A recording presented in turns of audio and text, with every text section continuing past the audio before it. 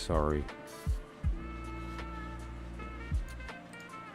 It's kind of out of my control. And so all we can do is accept the fact that there's nothing we can do, right? And so I'm going to work within the confines of the situation, which is hit and restart and hoping that people are connecting with it. And I guess I'll have to just later on take these 3 or 4 or 5 streams and kind of chop out the whatnots, stick together the who's its, and put out the what's it called. So, you know, that's going to be the end of the story here, is that we'll go through this process as long as it takes. The one thing that is kind of an important lesson, I guess, in this process is the will puts out its intent. The heart interprets that as a desire, and the mind interprets that as a target, right? And now the universe is going to give back the will, but it's not necessarily going to be the target or the desire. And so you just have to be patient and go through the process that way, you know? It looks like right now that it's holding. And we'll see. And again, I really appreciate everybody that's continued to follow me through the restarts of the streams. And we'll just kind of hope that it continues to cooperate enough that we can get through this part here. This end portion that we're approaching is really the reason for the last probably I don't know, 20 years of my life. And so, you know, I have decided to share this, and so, you know, the stream going down is not going to stop that from happening. If it does come to the point where it's looking like it's just not going to happen, what I'm going to do is stop the stream, record it, upload it as a recording, and then we can maybe have a watch together moment where we can chat while we're watching the video. You know, the goal, unfortunately, is for it to be a communication. And so the goal is to get through it and then it become a conversation. And so it can't happen live, but it can happen. So if it turns out that we just have to take the old streams, chop out the bad stuff, stick them together and put it up as one video, we can do that. Or B, end the stream, record it, put it up as a video and watch it together. So I'm going to attempt to just get through it. And I'm also going to release myself of the anxiety that it's going to happen again. It might not. The fact that it's happened twice does not mean it's going to happen a third time. It might happen 5 more times. What I'm going to do is succumb to the fact that either way, what matters is my will to get the information out regardless. And that I am, due to the fact that I'm limited in my physical space, I am confined to working within that, and that's okay. So that said, that's what I'm going to do. I'm going to assume that it cut off. I don't know where, so I'm going to start over. I'm going to start the order and the vortex over. And so just to clarify, we reviewed the key of the Inner Sanctum, we reviewed the Horologist and the Toolmaker, and now we're going to get to the order and the vortex, which is the weather report for the period of time that we're in, essentially. And I'm not going to actually do the reading today, but rather, because I did it yesterday, rather what I'm going to do is do the reading from the technical perspective of what we just talked about. Because what we just talked about was the technical relationship as we went through making these cards, right? The technical relationship of making these cards was the idea of saying, what are the influences that are combined between these cards? What are the patterns? A way to quickly and easily see those patterns so that we're not processing too much information mentally when we're in the midst of the work, right? That's the goal. The work needs to flow, and things that stop that can just impede the process. And impede is another word for decelerate. It's the end is the end. It's going to happen. There's nothing you can do about it. The cool part is that it's a happy ending. But more importantly than that, we can write the story in between. So even if imposition jumps in, the goal of the work is to allow the flow to be as lessened as possible. You can't end suffering, but you can reduce it to near zero. You can't end distraction, but you can reduce it to near zero. So that's what we're trying to do. So what the weather report essentially talks about is the idea that I've mentioned here with respect to the vortex. And the vortex is a word I made up. This is the concept that hit me 20 years ago that began the path of taking a much deeper look at the tarot. I've been reading tarot for 40 years. But roughly about 20 years ago, I went through an experience of certain things becoming awakened in me. And those things that were that awoke came from a couple of very important experiences, and one of them is the vortex. It was the idea of the realization that the difference between the natural order of the numbers, which are God manifest in our world, the rules that we apply to our world, the archetypes of the numbers in order, are going in a direction opposite to the divine order of the elements. And that woke this knowledge up in me of like, okay, well, that said, they're counter-rotating, therefore they create a friction, and what that friction is the source of happening. It is literally the reason that we have phenomena at all. And so that moment changed my life and put me on a path toward taking this art that I thought I was a near expert in at the time. I was a 20-year veteran in the tarot at the time. I was teaching courses in metaphysics. It was a very cool time. And I had no idea. How dare I teach? How dare I? The things I learned just the day after this realization made everything I knew for the prior 20 years look like reading a little white book. So this is the thing that burst my brain open.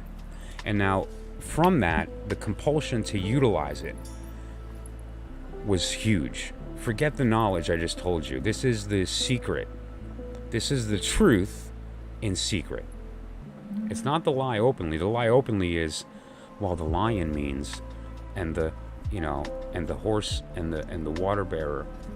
Those are words that point to ideas that are unspeakable. And so we need these words to communicate with this unspeakable thing. And so if you stay in the lie, all you get's the horoscope. But that's not what we're here for. We're here for communication with ourselves. Literal, this is not a spiritual statement. I just want to be clear. I'm not talking about spiritually communicating with your higher self. No, I'm talking about being. And so this is critical.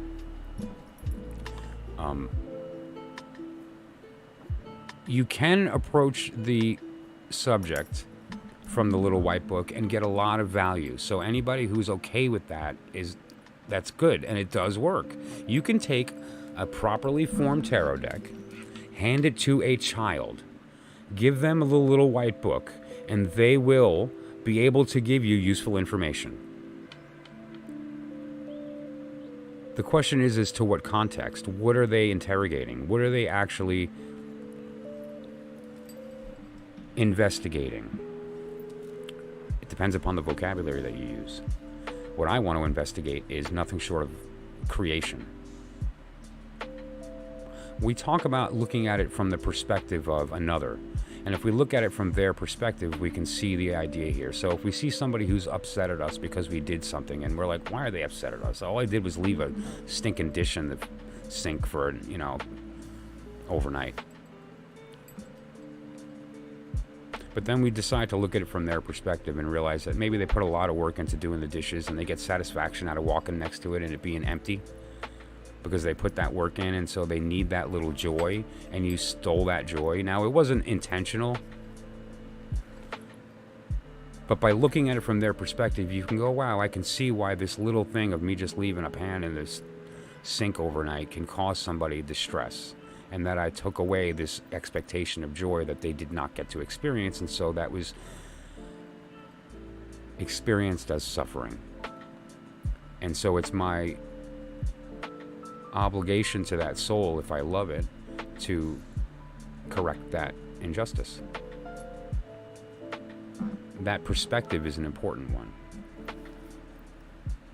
It's the idea of looking at it from somebody else's perspective. Another way to say that is to look through their eyes, to see it through their lens.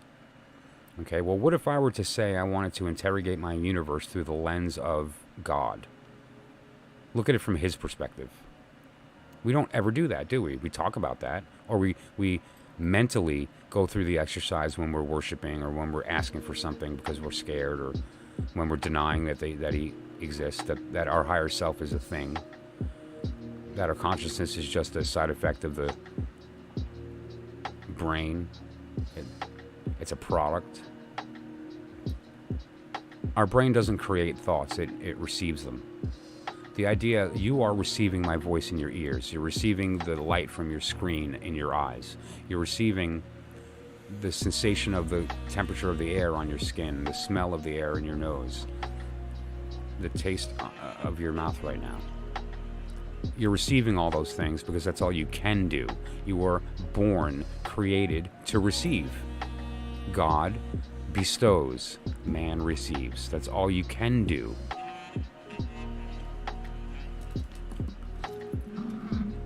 When we walk the path, we want to be more like God, so that puts us in a state of wanting to bestow, because that's what God does. But we can't. And so that tension causes reality. So now, what the weather report shows us is the shape of that reality that we are about to cause tension in to create our existence. And so it's the map to the maze. It's the blueprints to the walls. The light of God shine down into our world, and because the abyss messes everything up and it comes out upside down, reversed, it enters our world as darkness. The light of God enters our world as darkness. It comes from above, it gets lost in the abyss, and enters as opposite, which is darkness.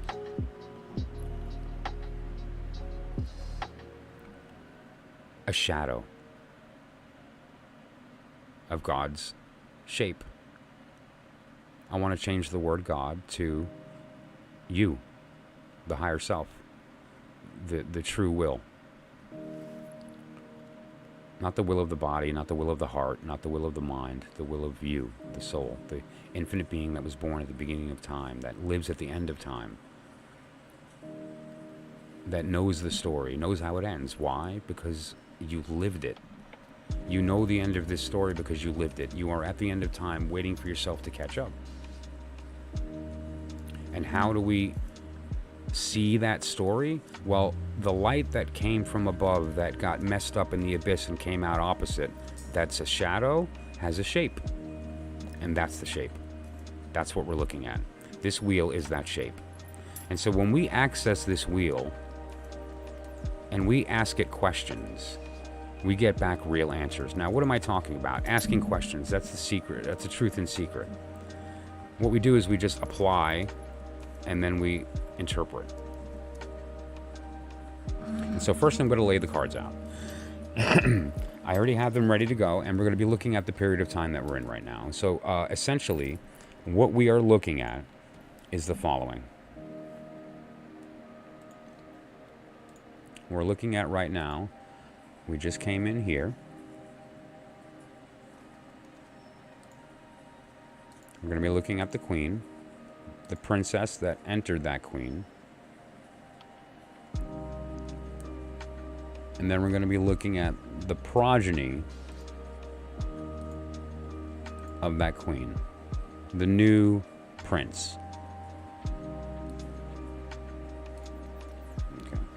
So this is the period of time that we're looking at, right? And so that's the Two of Sword in air, represented by Moon, represented by Libra, represented by the Queen of Sword and the Prince of Cup as her child. The Princess of Wand is who she was. She became the Queen of Sword. And now how? The Prince of Wands courted her.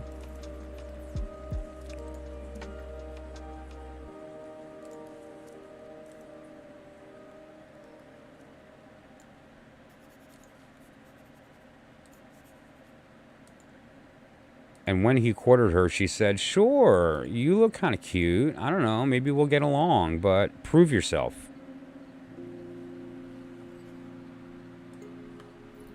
Prove myself? Sure, you know what? Wow, she's worth it. Totally. All right, what do I got to do? You have to face my sign. Oh, okay, well, what's your sign? My sign is Libra. But now the original story is a slightly different story.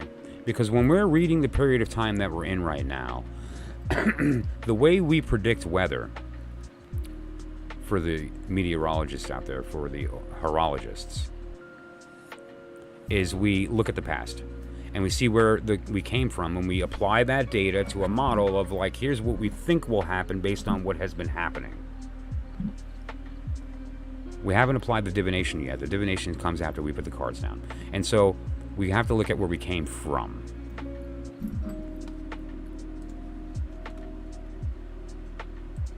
Okay.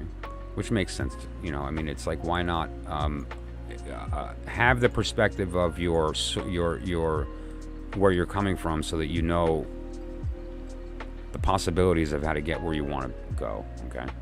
And so let's take a look at where we came from. Where we came from was the Ten of Disc, which we just ended. And that's actually literally the last card in the tarot. All right.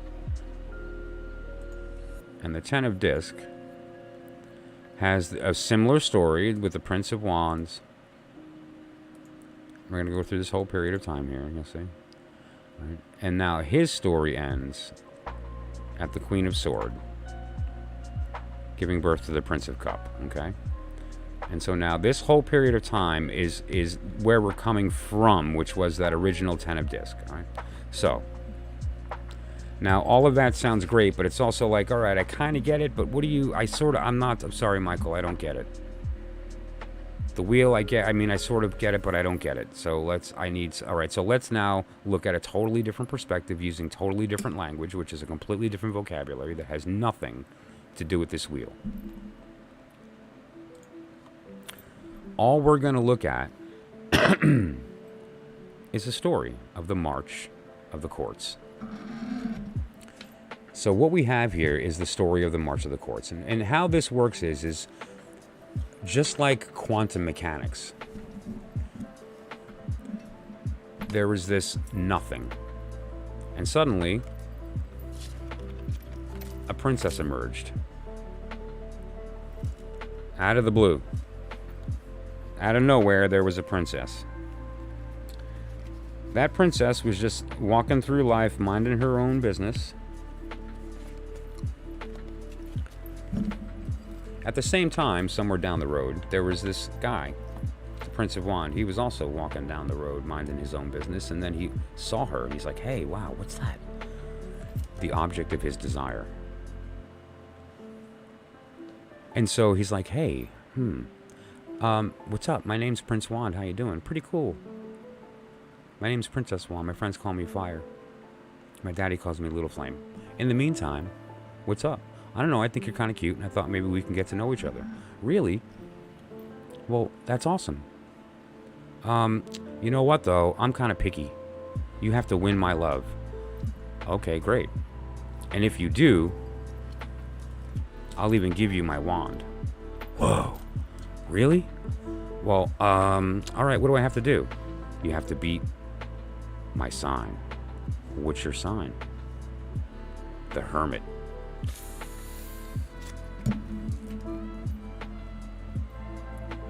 He does the work of the Hermit. If he succeeds in the work of the Hermit, he wins her bounty. If he fails at the work of the Hermit, you have a failed will. And the cards are read differently, and we'll get to that when they're all laid out. So, for the sake of the story, he succeeds at the work of the Hermit. He emerges from the darkness. And when he does so, something very special happens. Because of the fact that she is now able to fulfill her goal of descending What are we talking about here? She's the outer ring. She descends inward. She achieves the goal of her descending and bestows her element. She is promoted to queen. Now, what happens? Now, they consummated. What happens when you marry the queen? You become king. And so you'll see on the wheel, Prince of Wand, Knight of Disc. Prince of Wand, Knight of Disc, right? So just to be clear, what we have here is the princess becomes the queen because she fulfilled her destiny, which was to bestow her element on the world. How does she do that? By giving it to the prince. How did he do that? Because he won her in the battle. Basically an inner battle with the Hermit. And because of that, she's elevated to queen and he becomes the king.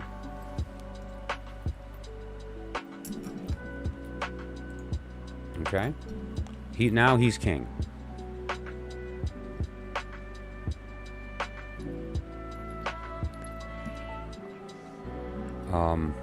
He passes away.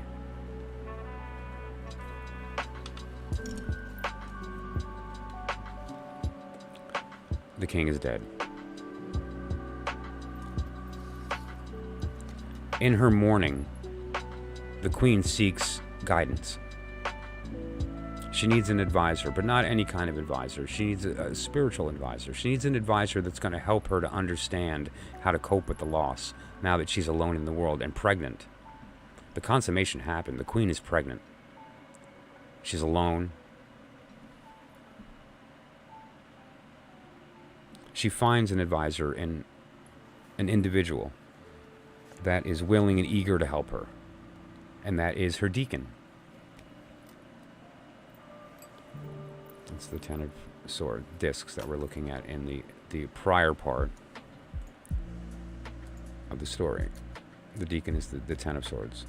Right, this is where the story begins, the green here, until we get to this period, and then the story continues. Right, so we're in the green part right now. The Ten of Discs, which is the deacon, her vizier, her spiritual advisor, her consigliere. Now, they spend time. She learns from him. They get to know each other. Actually, this is a her. She learns from her. Discs are a feminine energy.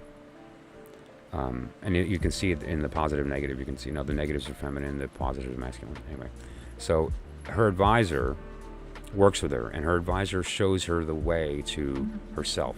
And she's in a position of being in a good place to pass good feelings onto her son, the Prince of Cup. She gives birth to her son.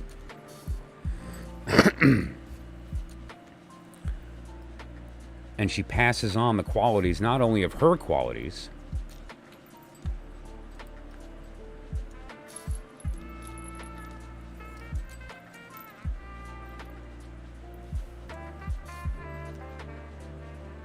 see the beauty? Look at that beauty. Is that gorgeous? She passes on her qualities. She also passes on the qualities of her vizier.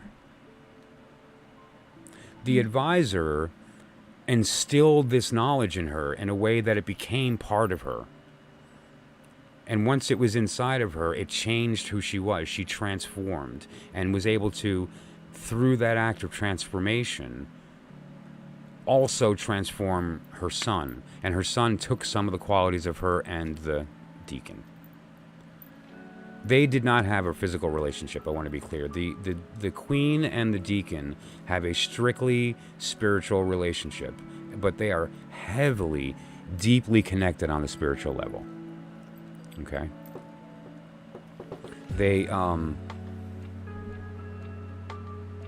They complete each other. That's the truth and secret. And so, that's the story. Okay? That's the past, right? That's where we immediately just left. A couple hours ago. We just left this.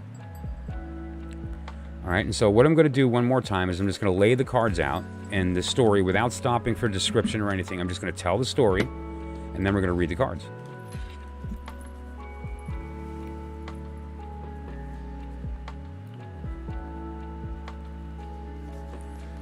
A princess emerges into the world. She's noticed by the prince, who is the object of his desire. She offers her element to him if he can win the battle of her element, her sign. He succeeds. She's elevated due to the fact that now the goal of her existence, her purpose, her reason for descending is fulfilled. And in that fulfilling, she is elevated to the queen. Now, when you marry the queen, you become the king. Over time, the king passes. She's left alone and pregnant. In her sorrow for her husband and the fact that she's alone, she seeks an advisor and finds one in her deacon. Their relationship is very strong spiritually, and they're able to grow together to such a degree that she is able to take on some of the qualities of her deacon and improve in that. It makes her better. And that better is so strong of a change that she's no longer just changed, she's actually transformed. Her thinking has changed, her demeanor has changed, her habits change, her body changes because of that, her thinking. She is a very close advisor to the queen, and the queen listens to what she has to say to her. And so thankfully, she's in a very good position now because it's time to have the baby, and she's in a good place when that happens, and the baby has good energy.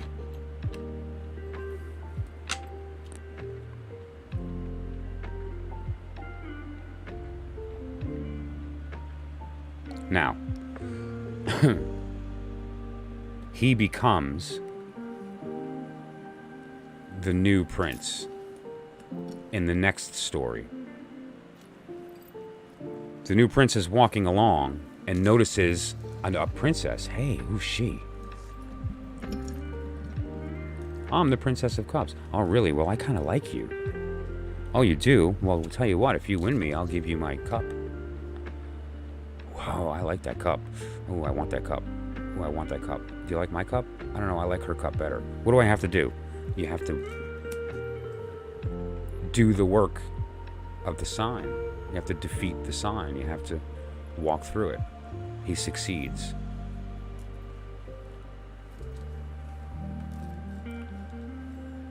Because he succeeds, he receives the bounty, which means the princess is fulfilled in her purpose for descending, and she's elevated to the queen. Now, the queen stays.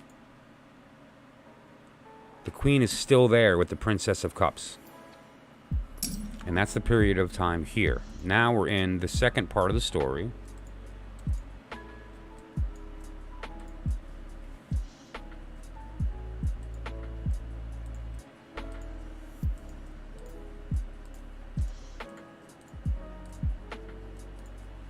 It's still the Queen of Swords.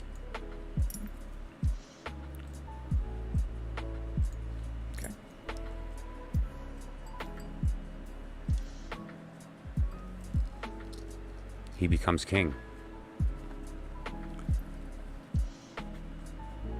Where is my king? I need the king of...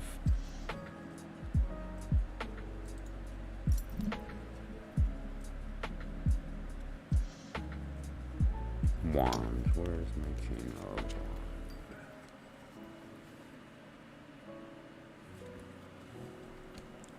Pardon me for not having my King of Wand prepared.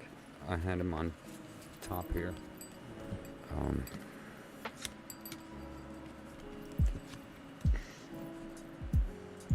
Okay, sorry about that. Okay. He becomes king.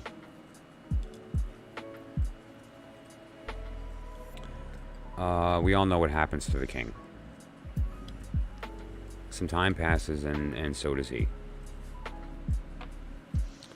The queen is left alone. So she seeks an advisor, and she finds one in the Two of Swords.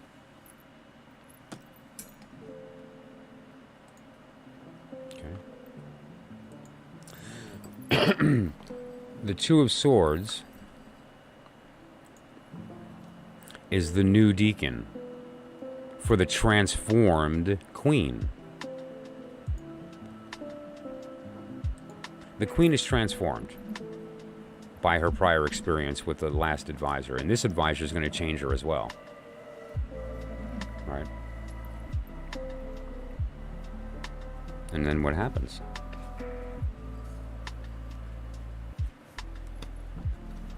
She gives birth. And the Queen of Swords gives birth to the Prince of Cups.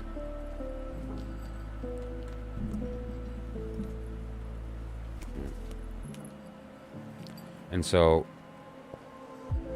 and the story marches on from there as we move forward, disc, and so on, right? And so at the end of this process, what we wind up having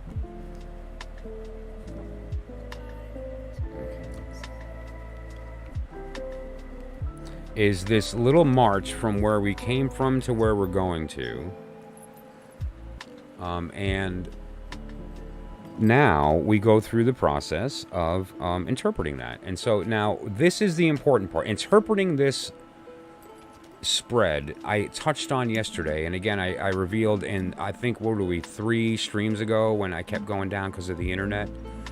I revealed the fact that I did not give you the whole story on how to read that spread. It was the first time I had revealed that spread to anyone in the world, and I developed it. It does not exist in the world. It's my spread. It's very, very deep, this march of the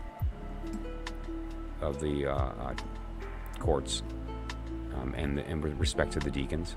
And however, there's a very specific way that needs to be read, and those instructions are coming in just a couple minutes, because it's a without that, you're not reading it properly. If you were to read this right now, that's why I didn't do the interpretation yet. Like, why didn't I read the wands? Why didn't I read the past yet? Because I haven't revealed to you the algorithm. And once I reveal to you the algorithm, not only will this little march make sense, the dance, it's going to unlock the tarot in a way that you did not even know existed. And again, this is a piece of information that came to me, and so I was so moved by it that I kind of talked to some people about it. And everyone I talked to, some were even kind of seasoned occultists that were like 20 years my senior, were like, nah, I never heard of that. That's kind of, I don't know what that is. Like, that doesn't make sense. Why would you do that? And then they kind of argued against it. I got a lot of pushback. And so I stopped talking to people about it, and I kind of kept it secret. And it was just in my head, and has been in my head for 20 years, and I'm about to reveal it. What we're talking about is the divine order and the vortex, right? That's that, and the vortex we talked about. It's the competing energies that wind up with a double counter-rotating tetrahedron.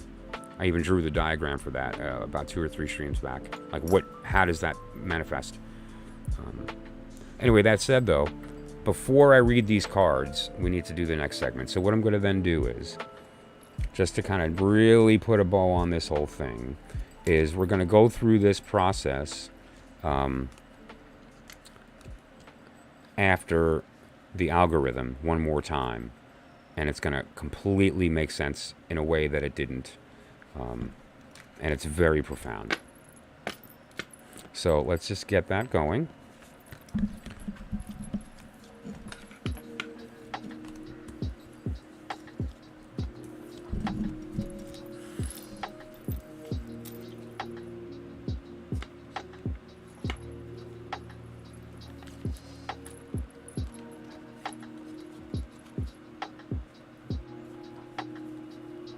the stream. I've been having trouble with my internet, and before I continue, this is the culmination of 40 years of reading tarot and 20 years of holding back this piece of information in my head that I wanted to kind of put out there with respect to not only the divine order and what that really means to me, but also the vortex and how to utilize it. Forget about the knowledge spoken. When you put it into action and use it, it suddenly is like, wow, I get it. And without that component, there's a very small percentage of people that will intuitively get it by accident. But that's not what I'm trying to do. I'm trying to wake up everybody else by just, having that experience that puts them in a position of knowing. So I need to set up. I need to put a couple things out. I need to do a couple things before this can happen. But before I do that, I just wanted to ask, does anybody, is the stream still going?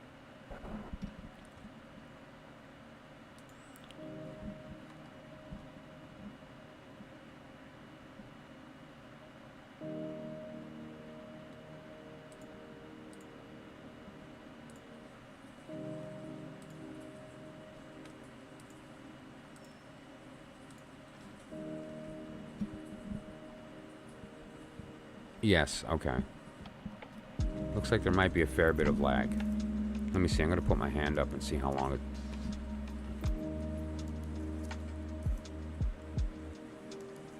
Okay, that's not so bad.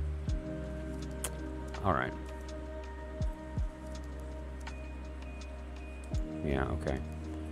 Yeah, this is, I want to continue, so the problem is that if I continue with this part and it gets cut off, oh man, that's just gonna... I won't know how to continue from that point. Do I go back and start over? So that's, I don't know. Again, I suppose I should just release myself from the lust of result and simply do.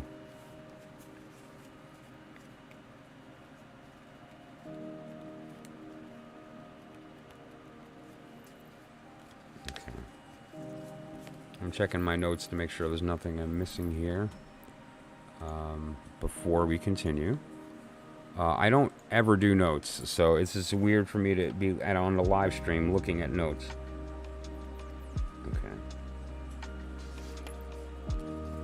Yeah, the new algorithm for the new AEON and the coming prophet are not a joke. And so, I know I have some green. All right, so... All right, let's do this. Whew, okay.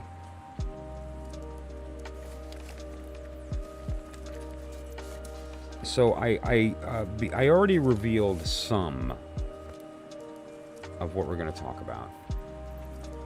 I try as much as I can to include, whenever possible, visual media in my talks. The purpose of that is that I find that the more senses you touch during the experience, the more effective the penetration of the idea, right? Like, it's like you have a better chance of getting the idea across if there's multiple senses going on at the same time, right? And so, if we're able to include sight and sound, even better. So, that said, I need a second to set up. I promise everybody who is watching it's worth it, the wait. Make sure I've got everything ready. Okay, good. Where is... Okay, great.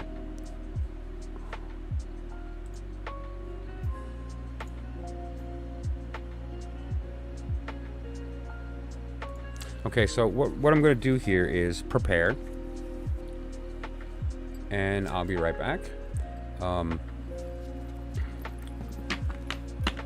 gotta put a little bit, like 5 minutes. 5 minutes, okay? So anybody that's here, I need 5 minutes just to prepare, and I will be back shortly. Thank you so much. And this is the biggie. This is what we're covering right now. We're going to be covering revealing the new algorithm for the new AEON, and we're going to be revealing the profit and the offer. That said, so I'll be right back. I just need a couple minutes to do some stuff, heat up my thing, to put some stuff around, and I have to, just to be clear, to mentally prepare for the fact that I'm going to reveal this, just because even though it's not some crazy thing, it's kind of a big deal to me, and I feel like it's the kind of thing that's going to be a puzzle piece to so many people, that it's such a heavy, intense, deep, secret concept, completely revealed in the truth told openly. And I've been so afraid to share it because of this reason or that reason. And, so the timing is right on this for me.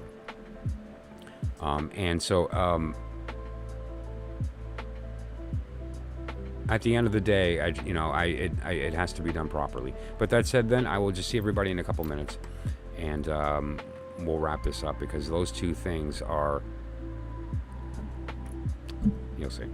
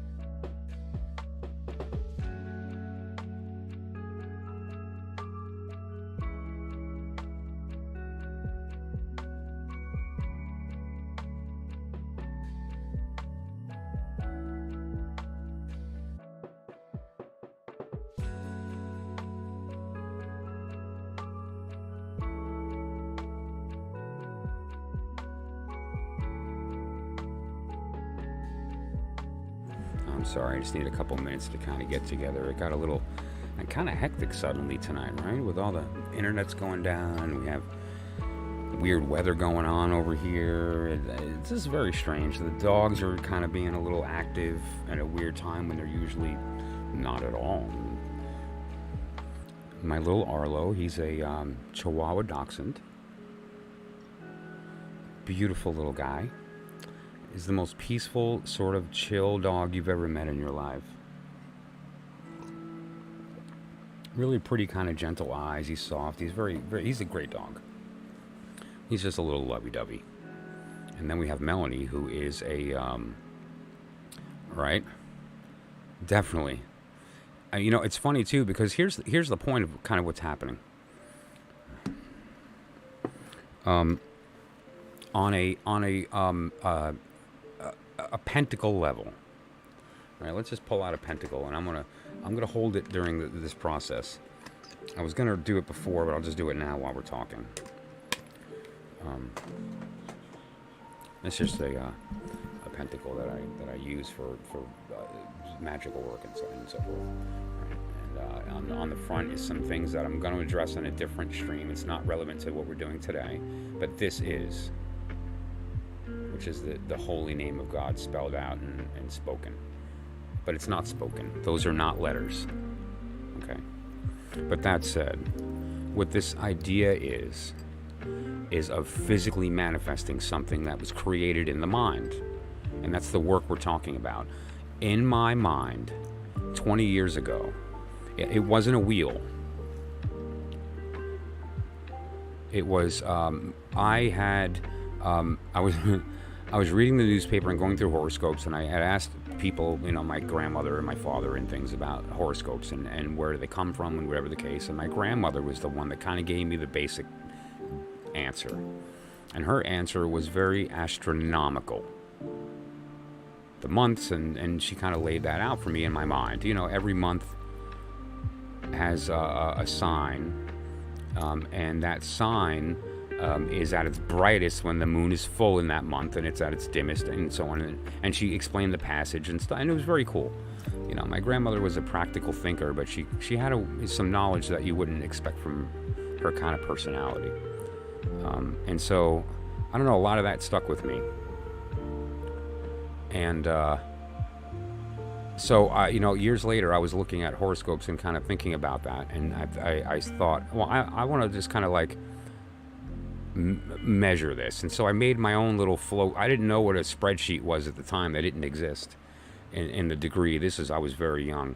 And I started making lists of things. And I used to look at lists in correspondences.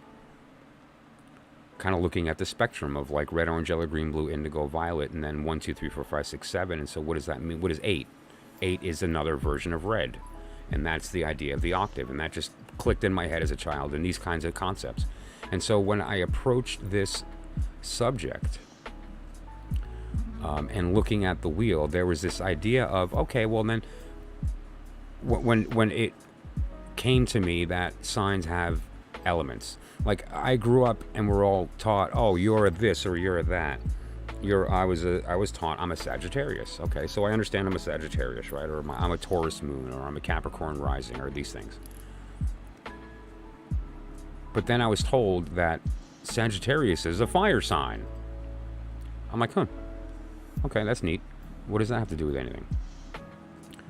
And then I learned, you know, that there is an order to that, meaning that, like, if you looked at the signs, there's an order of how those elements lay out, and there's a pattern. And so I thought, I wonder if that pattern is significant. And then I noticed I didn't do it as a wheel. I actually had it. I had it drawn out as a kind of like a spreadsheet on a piece of paper. It was edge to edge. There were no lines on the paper. And I folded it into a cylinder, and so I can read it as a wheel, right? So that's what I did, and I put some tape in it, and it worked. And I was able to kind of look at the wheel of the year this way, and look at the correspondences. And so it was a neat way to kind of access the information, and then the pattern hit me. Wait a minute, those are going this way, that's going that way. We have different corresponding, and so it was like bang, right? That said, it began this whole situation. But now let's talk about what is actually occurring here. That was born in my mind. Well, creates friction and so on, and these thoughts. So, but what that then led to was this idea, due to my experience and some other things, me applying this to the tarot and applying it to other things, and then forming this idea that we're going to talk about today, as far as the idea of the divine order. Because one thing I always wanted to know when I was approaching certain information is this arbitrary information or is it natural? Meaning, the order of the numbers is natural. 1, 2, 3, 4, 5, 6, 7 is natural because it's really quantity, and quantity is from a certain degree subjective, but also from another degree objective. And so I get that, and quantity increasing is a concept, and so sure, so that's a natural idea. Numbers going up and down is a natural idea. Or the idea of, say, the number of months in a year. Is that an arbitrary number? Of course not, because a month is just the number of moon cycles and the time it takes the Earth to go around the sun once. So the number 12 is an actual number that's a real number in the world. It's not a number someone chose, like a yard is the distance from the nose to the tip of the finger of the guy that's in charge right now. The 12 is a real number, right? And so I always wanted to look at, when I applied information, data, phenomena to my magical work, that it was a natural occurring circumstance and not an arbitrary circumstance. Otherwise, I felt that there was a level of woo.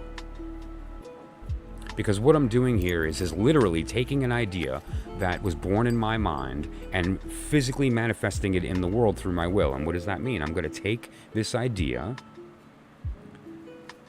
using my desire to communicate it, formulated a system by which it can be accessed. And this system can be utilized by anyone with the knowledge of the system. You don't need knowledge in tarot per se to use what I'm about to tell you. However, if you have knowledge in tarot, it unlocks literally your creation. It literally gives you access to your divine mind, literally being installed directly into your heart. And it gives you access to the divine love being known consciously while awake. And so that's not a small thing that I'm talking about. And the reason that I can say this with such enthusiasm is not just because it's an idea that popped in my head. And I want to be clear, I don't believe this is an original idea. It's obviously not. This is known by people. I'm not a member of the groups that know this, so I'm not privy to their secrets. But I believe this is one of them. And if it's true and you're out there and you're a member of one of these groups, my number's right there. Give me a call. I'm in. We could probably both teach each other a thing or two. And so that said,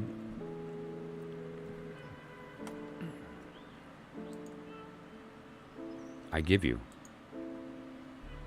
the new algorithm for the new AEON.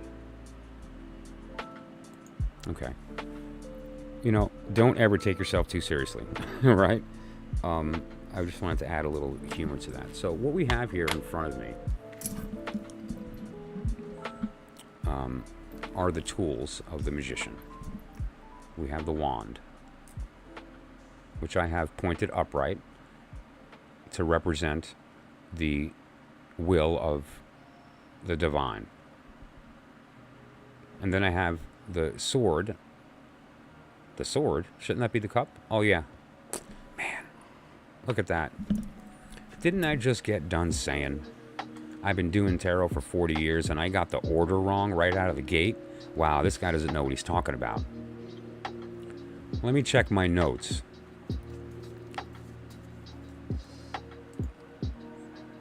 So, my notes. Oh, that's right. Okay, so yeah, it looks like wand, cup, sword, pentacle. Let's see. Wand, cup, sword. Oh, wait, that shouldn't be pointed down either. Oh, I got that wrong too. Man, all right, I guess I'm not the guy you want to learn from. Forget it. Whew. All right, so this goes up. Okay, all right.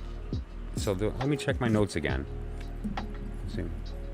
Wand, cup, sword, pentacle. Okay, everything's pointed up. Yep. All right. Okay, I think I got it right. Okay.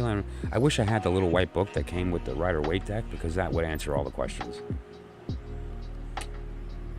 But yeah, so let's see now. Order matters. I've spoken about this in a prior stream or two ago, where we talked about the divine order of the cards. Essentially, what is the order if you laid the cards out the way God wants them to be seen? And there's this divine order with the 3 elements, the 7 planets, the 12 signs, the elements being manifested by the princess, which now you have a little better understanding of how that happened, right? How do the elements get manifested by the princess? Well, you learned in the story that she bestows it as the reward for the champion beating her sign, allowing her to ascend to the queen.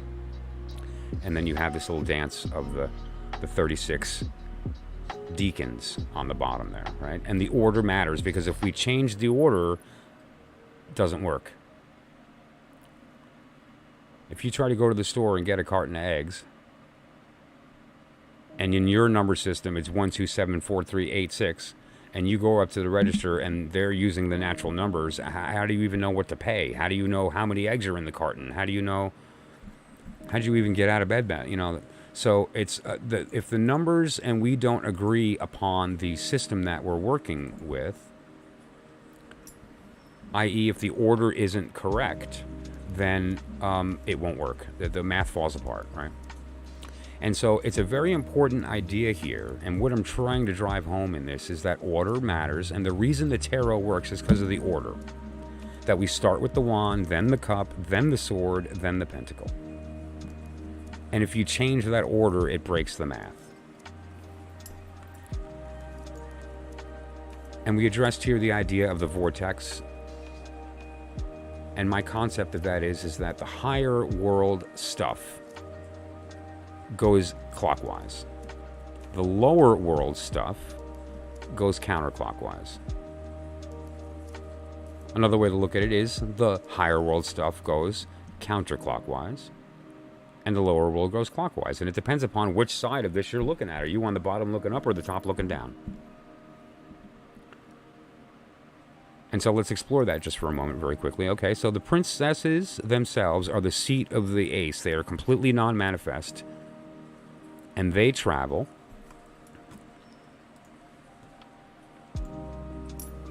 counterclockwise. Right? Because we know the divine order. Wand, cup, sword, pentacle. Wand, cup, sword, pentacle. So that is going in a counterclockwise direction. Okay? Fine. And now we look at some of the other stuff here. Like, for instance, we see that the order, the marching order, due to the natural numbers and the fact that the wheel turns in this direction, it's just an obvious occurrence, nothing special. The numbers also go counterclockwise. However, counter to that, we have the direction of the elements that are related to the court cards. We have the elements that are related to the signs, and these other things are going in a counterclockwise or in a clockwise direction, opposite of the counterclockwise. They're counter-rotating. So you have these counter-rotating fields creating this vortex, which can be visually explored in this. Each rotation is another tick in this clock. Another tick, another tick. Coming from down from above and meeting in the middle, and the two counter-rotating, and the energy field in the middle blows up and expands, almost like looking like a galaxy out. And it interacts with the world, and those forces of gravity, magnetism, strong, weak, and otherwise create literally everything in manifest existence. That said, you want to utilize that. That's great, but what do I do with that information? That's cool, but, you know, I like the shape, you know, it's triangle and stuff, and it's, you know, whatever. And the patterns are neat, but what does it mean? Why should I care? And so here is the revealing. This is the moment. So internet, if you're going to go down, do it now, because the fact that I'm attempting to manifest a divine intelligence into the world physically means that the forces that don't want that would act against it, right? So, okay, let's do this. So I have some notes here. And now, why did I draw it on paper instead of using the graphics? Well, because I want to manifest it physically. And so now, forget just having my show notes to get a sense of, you know, don't miss this point or whatever the case. My little bullets. This is actually the diagram. This is the algorithm. This is all you need. You don't need a protractor or a calculator. You don't need a bunch of expensive stuff. The point here is that I read these books, so you don't have to, okay? You do not have to read the entire Secret Teachings of All Ages. You don't have to read the entire Secret Doctrine. You don't have to read, the entire Corpus Hermeticum or the Book of Thoth or all these. Now, should you read them? Absolutely. You should absolutely read these books. But with this little picture that I'm about to show you is all you need to actually have all the tools to unlock the tarot in a way that can allow you to truly enter the inner sanctum by applying the knowledge and the wisdom that comes from the divine order applied to the vortex. And so here's what I mean. When we do a normal tarot reading, what we do is that we use the divine order, and that order is wand, cup, sword, pentacle. And we do our work, and that's all great. And what I talked about in the last stream was the fact that there's something called the descent. And now there's this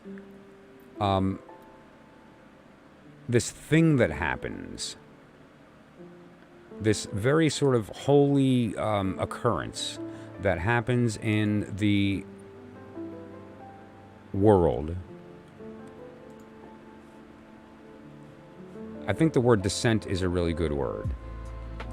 Let me make sure that I have the screen set up here properly so that, okay, good. So what the descent means is essentially that, let me just put this here and here. I'm going to be moving my elements in a moment, and so just pardon me, I'm going to just get them out of the way. Okay.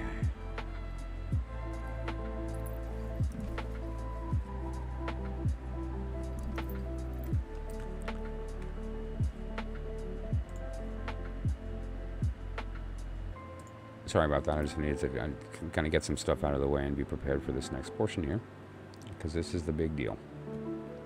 What we're talking about here is this idea.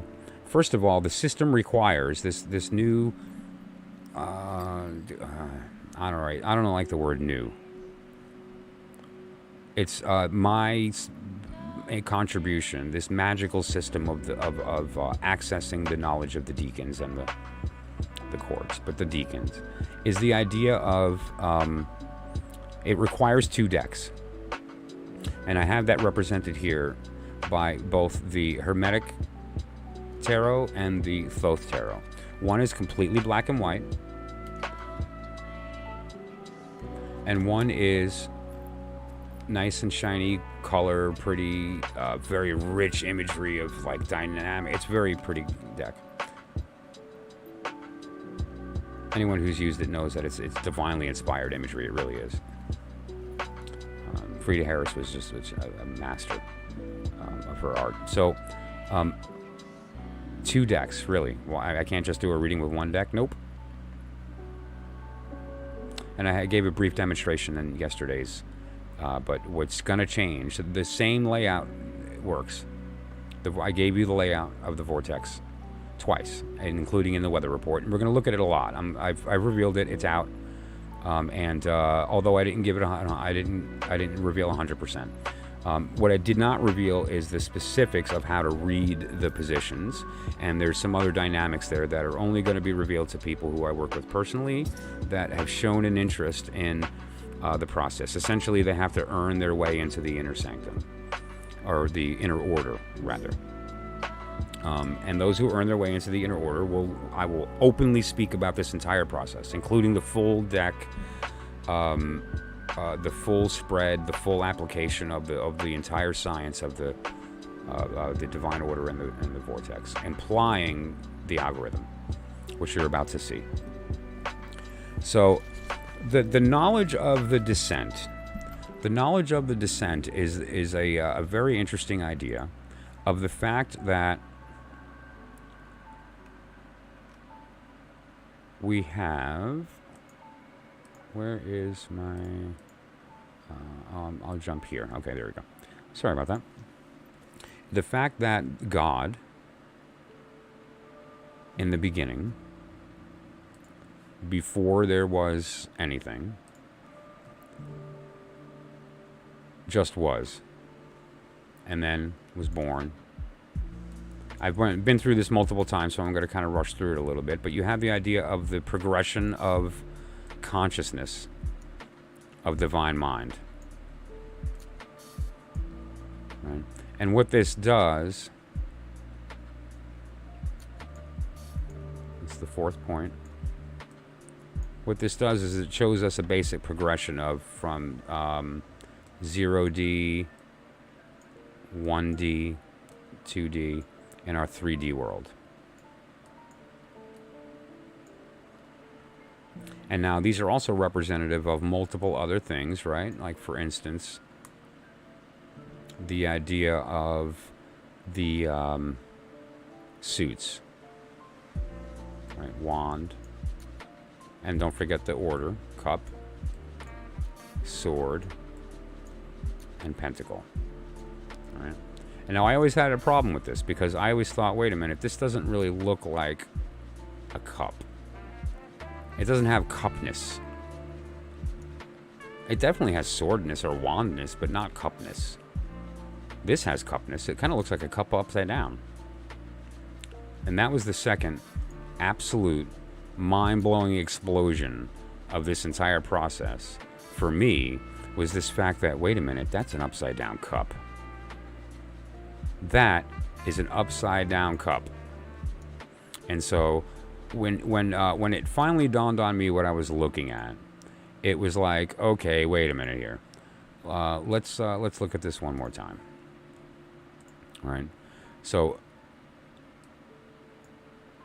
wand, sword, cup, pentacle. All right. So now it made a little more sense to me. And that was just based on the visual cue that kind of looked like a cup upside down. So that was really, just to be clear, like I talked about before with the way I interrogate my universe, that's arbitrary nonsense. That's woo. Kind of looks like an upside down cup. You know, I need a little more evidence before that'll actually kind of ring true to me. Otherwise, what am I looking at, right? If this is me just trying to kind of like come up with a silly idea and then enroll you in that idea, and that's, we're wasting everybody's time. Here's the proof. And this is just absolutely beautiful. There is a very old doctrine. It's the doctrine of the rise and the fall. We have heard this multiple times in respect to Adam and Eve, the eating from the tree, and then, you know, they fell from grace and all this stuff. There's a lot of different interpretations of this story, but essentially God became self-aware, like in the diagram here. And when he became self-aware in his oneness, he began to descend and got denser and denser and denser until he went from the fire state. The fire state is kind of like plasma, right? And then you have the sword state, not the cup, which is air, which is a little more dense, but not as dense as, say, water or earth, but it's still, you know, whatever. And then you have the cup, which is water, and then you have the pentacle, which is earth. Now, what are we looking at here? solid, liquid, gas, plasma. Gravity, magnetism, strong and weak nuclear. And, you know, there's a lot of different elements that you can look at when looking at these particular circumstances here. But more importantly, they all work if air is after fire, not water. Why is there a cup in the second spot and instead of a sword in the divine order? That doesn't make sense to me. Never has. And so that is what began my journey of interrogating this process, because I know the divine order. I've been reading these cards for, at the time, of 20 years when this dawned on me, roughly. So, like, this is the divine order, period. We know that to be true. Why? Because it works. Why? Because the math is perfect everywhere, and if we change the math, it breaks. It's the same reason that we have the, you know, the universal constant. We change it by a couple of decimals, and existence can't take place. Like the forces don't hold together. So this order matters, all right? So it's like, okay, well then my brain's not processing this then. Because clearly those are wrong. Clearly that's an upside down cup, but I have to find the proof, the evidence that it's actually an upside down cup. And then it dawned on me. Kabbalah, the tree of life. Wait a minute. The tree of life is really what we're here to talk about. What the tarot is a pictorial representation of the Kabbalistic tree of life. That's what it is. And so let's look at that. God became self-aware and began to become dense, which meant he began to descend down the tree to physical reality. Everything above this line is not physical. Now there's a special line here that's different than that line, and it's this one. This line has a special name, and it's a very special place. The name of this place is the Abyss.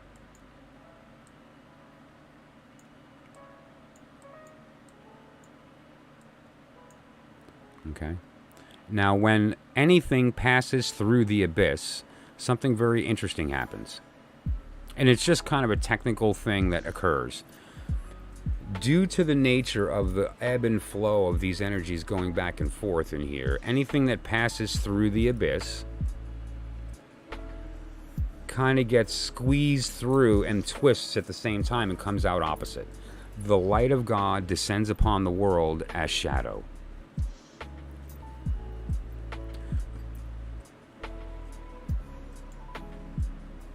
So, just to be clear, when things come down and descend the tree and they hit the abyss, they turn around. Up is down, left is right, black is white, love is hate, anger is forgiveness. All these opposites occur, and then it falls.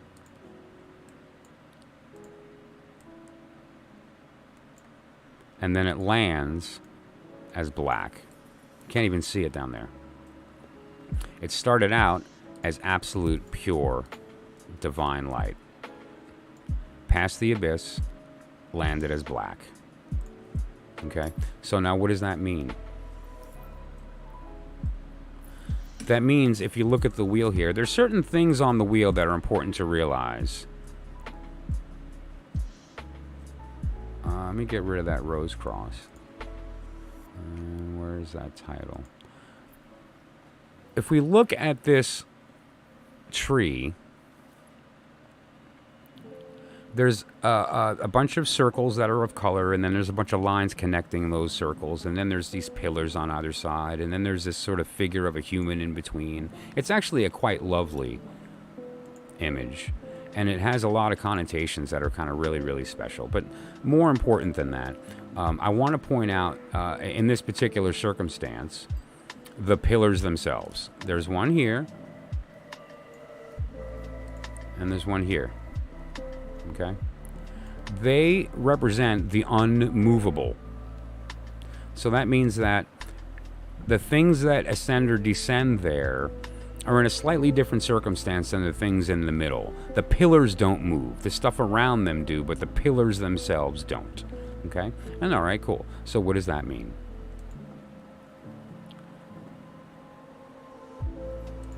The pillars are the wand and the pentacle. They don't move. They don't change. However, coming down from the divine, another word for that is descent.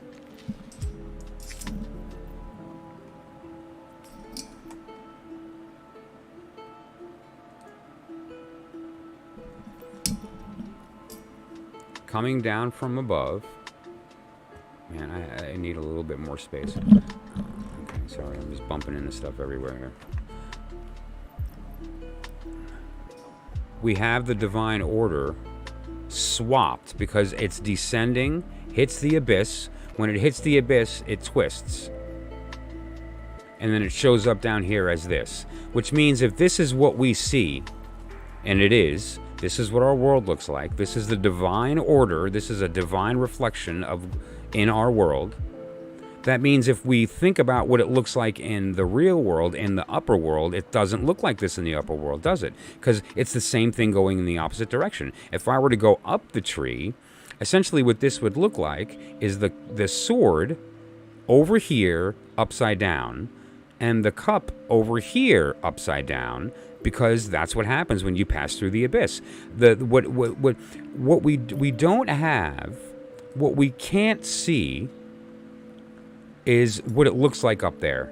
We can see what it looks like down here, but if we know the rule, the algorithm, we can say, oh, well, it must therefore, if everything is in reverse, everything's going to be upside down and swapped in its place. However, the pentacle and the wand don't, because they're attached to the pillars. That's a secret. That's the truth told in secret, but that's what's going on here. And so, therefore, if you predict what that would look like, we'll have an upward pointing wand, a downward pointing sword, a downward pointing cup, and a regular pentacle. Now, let's take a look at what that would look like. This is what the system looks like in the higher world. Just to be clear, what you've just done, you have just been self-initiated into the first important dynamic truth of this situation here, okay? We have the basic, this is the beginning, trust me, it gets much deeper than this. This is the basic algorithm for understanding what it looks like in heaven. We know what the world looks like, but now that we understand the dynamics of the algorithm, we can now apply that to what we see and get a basic idea of what it looks like up there. This is what we thought the tarot was all these years. The tarot is actually this. Okay, so that's the first point. Anyone in the room, I just want to take a stop and ask, does anyone have any questions related to what I just said? Or should I just keep going? Same here, Brianna. My internet went down 4 times. I'm in upstate New York. I don't know about you, but I'm in upstate New York. So you understand what I'm saying now. Just to be clear, the descent down the tree requires that descent pass through the abyss. When things pass through the abyss, they get jumbled. They get reversed. Everything that's up is down. Everything that's down is up. Everything that's left is right. Everything that's right is left. So everything is the opposite. Literally nothing is not opposite. Everything is opposite. So what does that mean? That means if I'm looking at the real world and I want to know what it looks like in heaven, make everything opposite. But in this particular case, though, that won't work. Because we know about the pillars. The pillars fix the wand and the pentacle. And so this is what it actually looks like in heaven. An upward pentacle and wand. But these two are twisted due to the fact that he chose to fall. Okay? So just imagine that. Picture the fact that the divine will gives us this little map of how to see what it actually looks like. So if you want to visualize the vortex, we know the real world stuff. It's marching counterclockwise, right? The stuff we can observe. The observable phenomena is a counterclockwise phenomena, but the divine is going the other direction.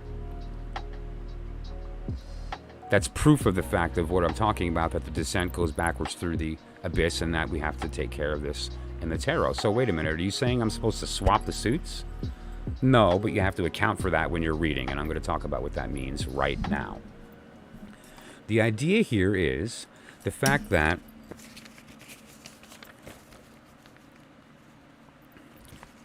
normally what we are referring to when we talk about the tarot is we're talking about the wand being the will of man or the will of God, the cup being the heart, the sword being the mind, and the pentacle being the body. And then here we have the wand upright, which is the similar will, similar in nature at least. But here instead we have the sword pointed down. Then we have the cup pointed down. So this is divine mind aimed at the lower world. Just be clear on that language, okay? Divine mind, because the sword is mind. Profane mind. Divine love, profane love. Divine body, profane body. Divine will, profane will. So this is the mind, divine mind, filling our heart. This is divine love washing our mind. Interesting perspective too is a sword upside down looks like a cross. I don't know, maybe I'm stretching, but it happens to be true. I mean, it just happens to look like a cross. But that said, this is the difference here. So what this implies is that yes, you can use your normal tarot deck, and you just have to account for it. But if you were in a position of having two decks, even easier. And then obviously you wouldn't want them to be the same, but I think more appropriately having a black and white deck to represent the divine in the readings, and having the color deck to represent the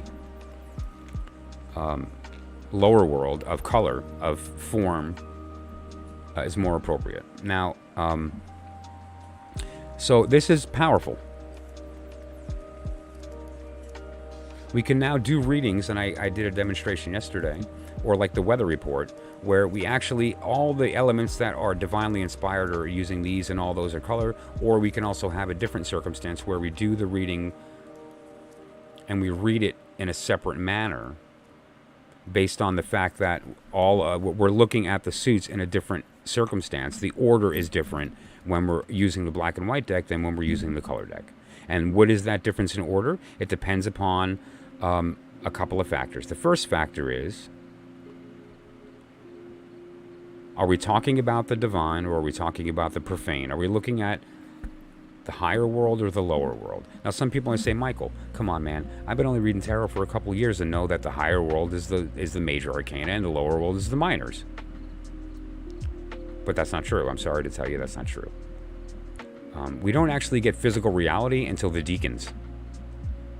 None of the court cards are manifest. The ace is manifested through the princess, and then finally is something physically manifested in the world as a deacon. It's all just a story. The deacon's the only thing that actually manifested in our world. The physical planets, the physical people. The planets came first. Space is a reaction to that. So this is basically a different method of observing the circumstance. And so as an example, let me do this. I'm going to take two cards, just throw them out real quick. Just randomly grab whatever.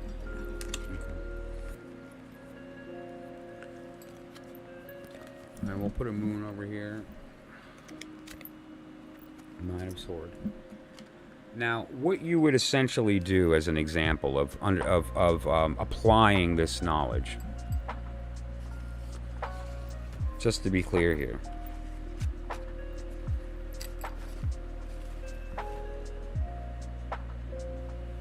is you would lay the cards out one at a time, and then based on the position that it's in, determines the idea of the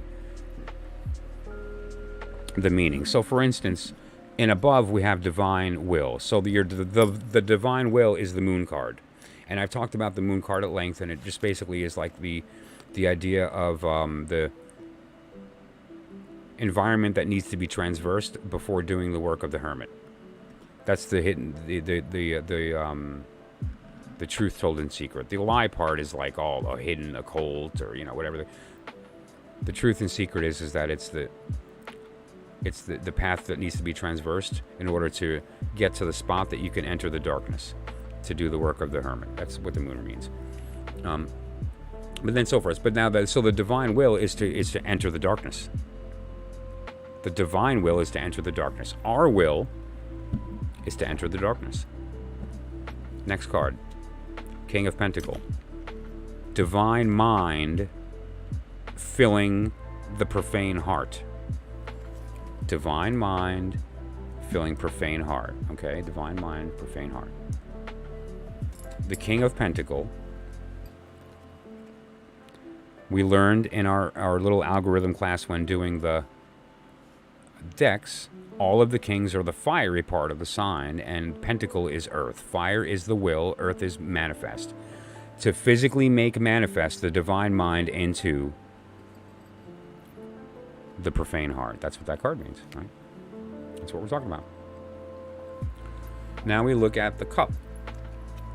The upside down cup that is pouring onto the profane mind. Our thoughts, our mind, our mode of communication. The Four of Pentacles. The Four of Pentacles is the idea of practicality. Sometimes it manifests as miserly, sometimes it manifests as stingy, sometimes it manifests as smart, savvy, shrewd. But it's essentially the idea of practicality. It's the idea of sometimes you have to save. Sometimes you have to stand on your creation instead of utilizing it. And so, and we have, this is divine love washing the profane mind. The divine love of practicality, the divine love of subduing passions coming into your mind. Your mind is to subdue passions. Your heart is to know divine intelligence. And then we have, and that was in the form of bringing that will into physical manifestation because of the king. And now we have the Nine of Swords is the anxiety of past experiences. It's mental illness because each one of those swords is a mental state that you go back to that causes re-injury. It's a matter of letting go of the swords, and there's work to do that. I talk about that all the time on the channel here. But the reality is that what we're looking at in respect to this is that the divine and the profane pentacles are the same. And so the idea here is the lesson would be read the same way for those two because of the descent. That's why I have the word descent up here. All right, and so I'm just going to jump now just to kind of tie this whole thing together to the tree. And point out an important truth here.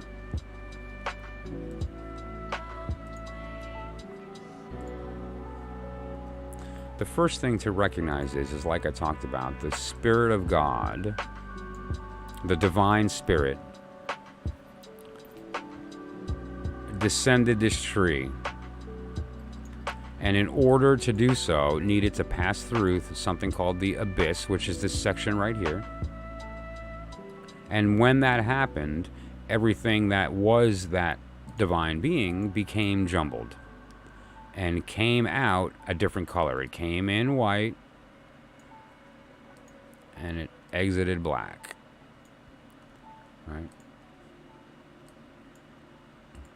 It came out as fire and exited as water. So on. Like all these opposites are the case when descending the tree, right? God made the decision, for whatever reason God made, and who are we to question that, right? God made the decision to descend down the tree, and now because of that, we were born, essentially. This is all just symbolic language. And now we have the job of ascending the tree. Like, why do I have to ascend the tree? You're the one who chose to to descend. Like, it's my job to ascend? No. Everything I just said is wrong. Here's the truth, told openly. You are God. You descended. You chose to. And now you're here, and you forgot. Why? Because you passed through the abyss, man. Everything got crazy. So, here we are, having no idea where we came from. And everything we hear from that place is the opposite. So, we are no longer in the state of descent. This is the past. This isn't reality any longer. We're not in the state of descent. He is. We have already descended. We're at the bottom. Just to be clear about this symbol of the tree here, okay? The symbol of the tree gives us some very important teaching. Wrong button. We exist at the bottom of the tree. And that's the only place that we live. Let me make sure I've got everything that's supposed to be turned on here. Okay? We live at the bottom of the tree, and that's the only place we live. So God descended, and now this line is important. Everything above this line is non-manifest, is not corporeal, cannot be sensed with the five senses, is not physically in the world. The physical world exists below. Okay? So again, nothing above this line right here. So we live at the bottom.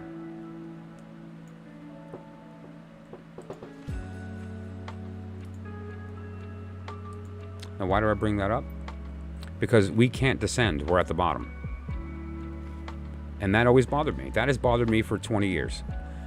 If we are already at the bottom and you're trying to tell me that the tarot is a pictorial representation of the Kabbalistic tree of life, then why then is the entire system based on the descent of God when we're supposed to be ascending? Something happened today which is really interesting. Actually, it's right here, and so let me get it. This is I promise you, an accident. I did not do this for dramatic effect. Lord, strike me down if I'm lying. The reality is, I was going through working this stuff out here today. And grabbed my Bible, my Morals and Dogma, and a few other things. And I happened to notice, this is my personal Bible, I happened to notice that I had a thing sticking out. All right? That is opportunity right there. A Bible with a thing sticking out. I wonder what page he's on. So I thought to myself, I wonder what page I'm on. In the meantime, while I'm telling the story, I'm going to move some stuff here for the sake of this conversation. Where's the pentacle? Okay. I grabbed my Bible and I put it over to the side here, and I thought about which side that I want it on. All kinds of questions, and I came to some conclusions, and I did some work, and I decided how I was going to lay stuff out here, and whatever the case may be, and how I was going to present it. I've taught tarot for a very long time, but I've never taught the vortex. spread, and I've never taught the algorithm to anyone. I've explained it to a couple of people, but again, they don't, I don't get it, or it doesn't matter, or I think you're wrong. That's what I get. So, which is fine.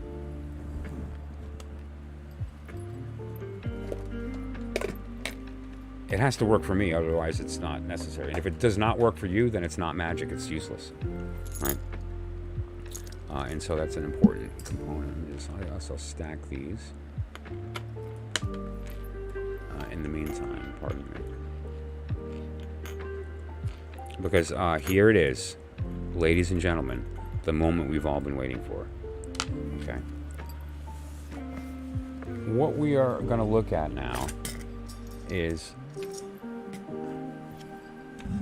the answer to that question. How can we descend if we're at the bottom?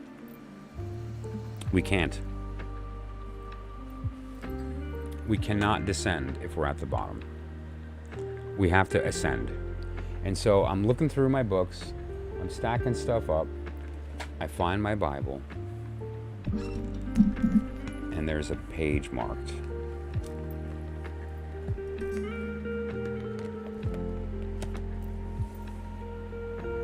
So right away you go, oh, okay, he marked John.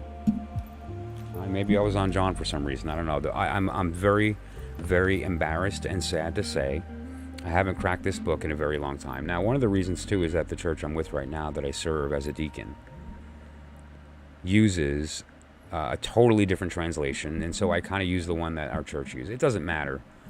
Like I said, the church is a vehicle for me to do the work that I do and to serve the community, and it's a means of doing that.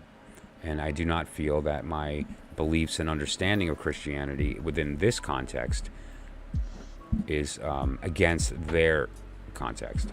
So maybe I just marked John, right? Nope. The first word I saw on this page was Ascension. And let me just show you. The Ascension. This is what this happened by accident. This book was in a pile of books packed away because I haven't been using this translation. This is New King James. It's the Nelson Study version of a New King James. Who reads New King James? And even the New Revised Standard has 14 new versions nowadays. But long story short, I cracked the book, and the first thing I read is The Ascension. And then I read the following. Behold, I send the promise of my Father upon you, but tarry in the city of Jerusalem until you have endured with power from on high.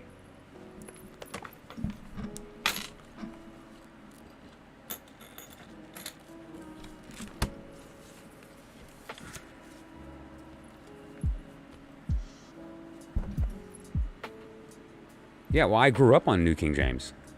This is the Bible I'm most comfortable with. The one that I moved to, personally, I'm not a fan of. It's called Good News, and it's kind of meant to be sort of like approachable language, but I don't need that, I just want to get I like this one, and I like the Nelson one too. But so I open up the book to my tab, and the first thing I read is, and I'm just going to have this here while I read it. Behold, I send the promise of my Father upon you, but tarry into the city of Jerusalem until you are endued with power from on high. And he led them out as far as Bethany, and lifted up his hands and blessed them. And now it came to pass, while he blessed them, that he was parted from them and carried up to heaven. Now that part, I'm like, all right, well, I'm lost now. This was making a lot of sense when I read that, and so I was thinking it was divine telling me, oh, you got that right.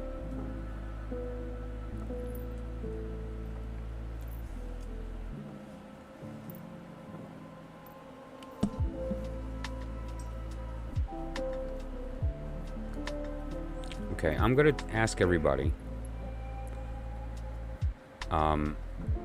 if they're ready for the bomb I'm about to drop on your head. So everyone just take a breath. I covered this yesterday. And so this is nothing special. I just wanted to cover it again and, more importantly, add a little insight to it. But basically, you understand now why I believe that this is the case. And I don't believe this is an accident, and I believe that this is hidden, meaning that it's not shared unless you're part of the group, and or it's not readily obvious unless you study deeply, because it's kind of hidden in the language of like Zohar or Talmud or Sefer Yetzirah or things like this, or like even hidden in the language of the poetry of Crowley and these guys, or even, Eliphas Levi. Okay. So here's the deal. We're not supposed to descend. We already did. We already descended. We're at the bottom. Our job is to ascend. Now, what does ascension look like? Let's find out.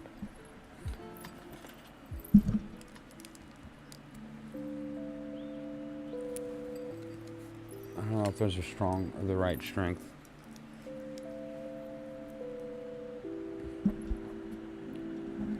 I'm going to start over. Behold, I send the promise of my Father upon you, but tarry in the city of Jerusalem until you have endued with power from on high. And he led them out as far as Bethany, and lifted up his hands and blessed them.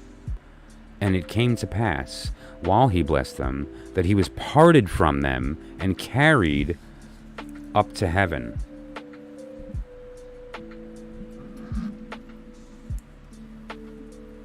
Now, I'm just going to leave this image here for a moment, and I want you to ponder it.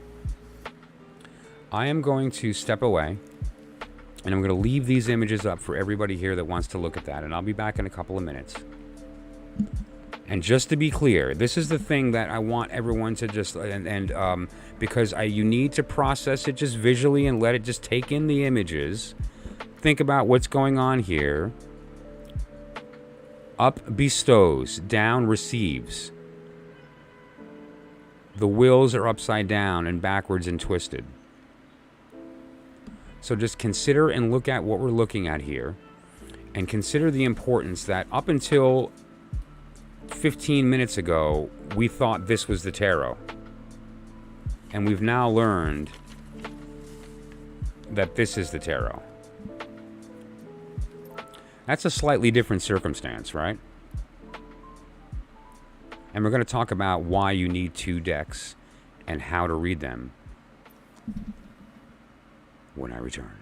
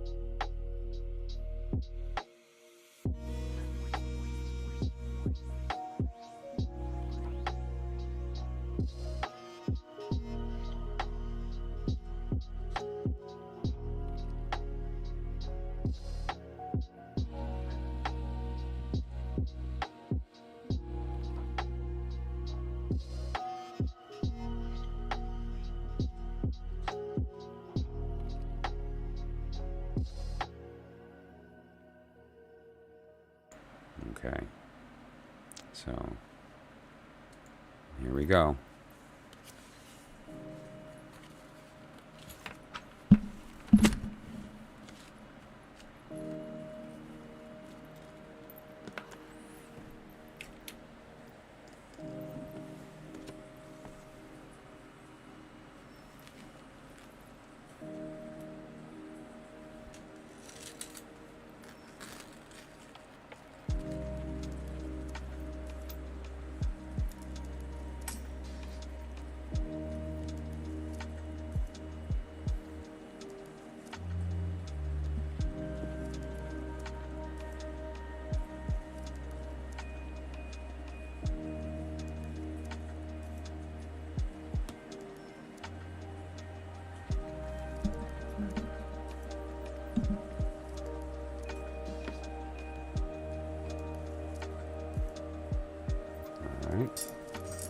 Now,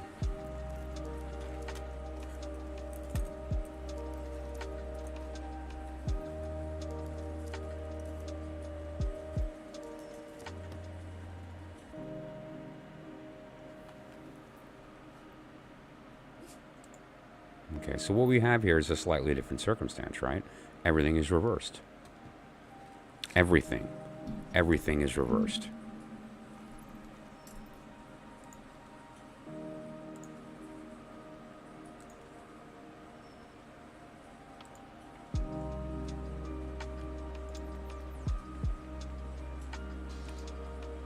Everything. That's the important thing to remember here. We have the normal tree, and then we have the opposite tree. This is the Ascension. Looks different, doesn't it? Everything's opposite. Everything is opposite.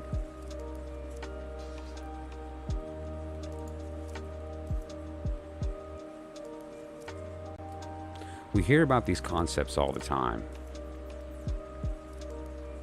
Born as man, died on the cross, and then ascended as light. Light from here looks like shadow in heaven. When we call prayers to heaven and we say, God, I love you, that's not what he hears. That doesn't mean you curse God. It just means that you change the perspective. When you're attempting to speak to your higher self, let's be clear what I'm trying to say here. We are God who decided to descend. And when we hit the abyss, not only did everything go completely backwards, opposite, and whatever, it broke into a lot of pieces. Each one of us is this tiny little piece of that divine light. And we're all trying to get back to each other and collect back. And we need each other to do that. And the act of doing that is recognizing our job is not to descend the tree. That's the lie told openly. Our job is not to ascend the tree. That's the truth in secret. Our job is to ascend the upside down tree. More specifically, we're supposed to be doing that while our divine mind, our true self, is descending. We should be ascending at the same time. That's what you're looking at here. Each one of these ticks is a move up to another ball. Okay? And as we go through this process of moving up this tree, and we merge them together, and these two become unioned, we have a new tree. And now this new tree looks a little different, doesn't it? Let me get some gray in there to help make that a little more visible.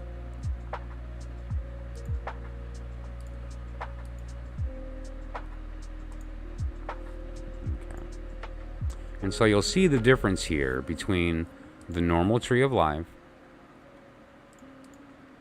the upside down tree, and the two combined. Do you understand the difference?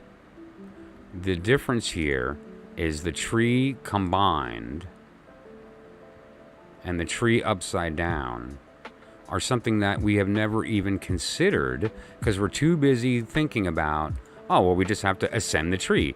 God descended. I guess that means we just got to take this same tree and we just got to opposite ride up it, right? And we'll find, and no, that's not going to work. Especially when we hit the abyss.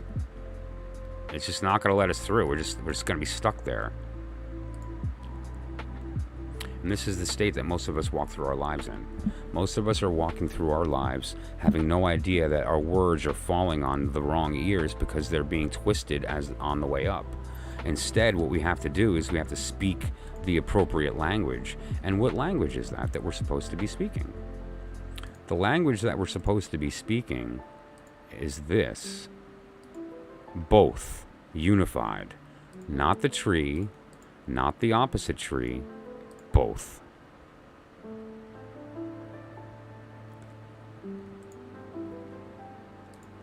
And unless we read both at the same time, we're not getting half the picture. We're getting 25% of the picture. This is what we think the tarot is. What I revealed yesterday was a basic idea of the concept of the vortex, which said, okay, well, there's actually this twisting that happens during the fall. And so we know now, okay, well, actually the tarot is twice the size we thought. It's pretty intense. But what we're realizing is, no, it's actually much bigger than that because we're doing both of these things at the same time. Always. This is always going on. Now, I want to show you a beautiful truth. And now that I've made the point here with the idea that the books have swapped, the symbols have swapped, the appropriate ones, these are in the right order again. They're pointed up. They're in the correct order, according to the divine order of the bottom. Right? During the descent, the tarot that we know, the cup is up and the sword is up. But what we are receiving under descension, we receive the mind of God into our heart, the love of God onto our sword. And the ascent, we reject it.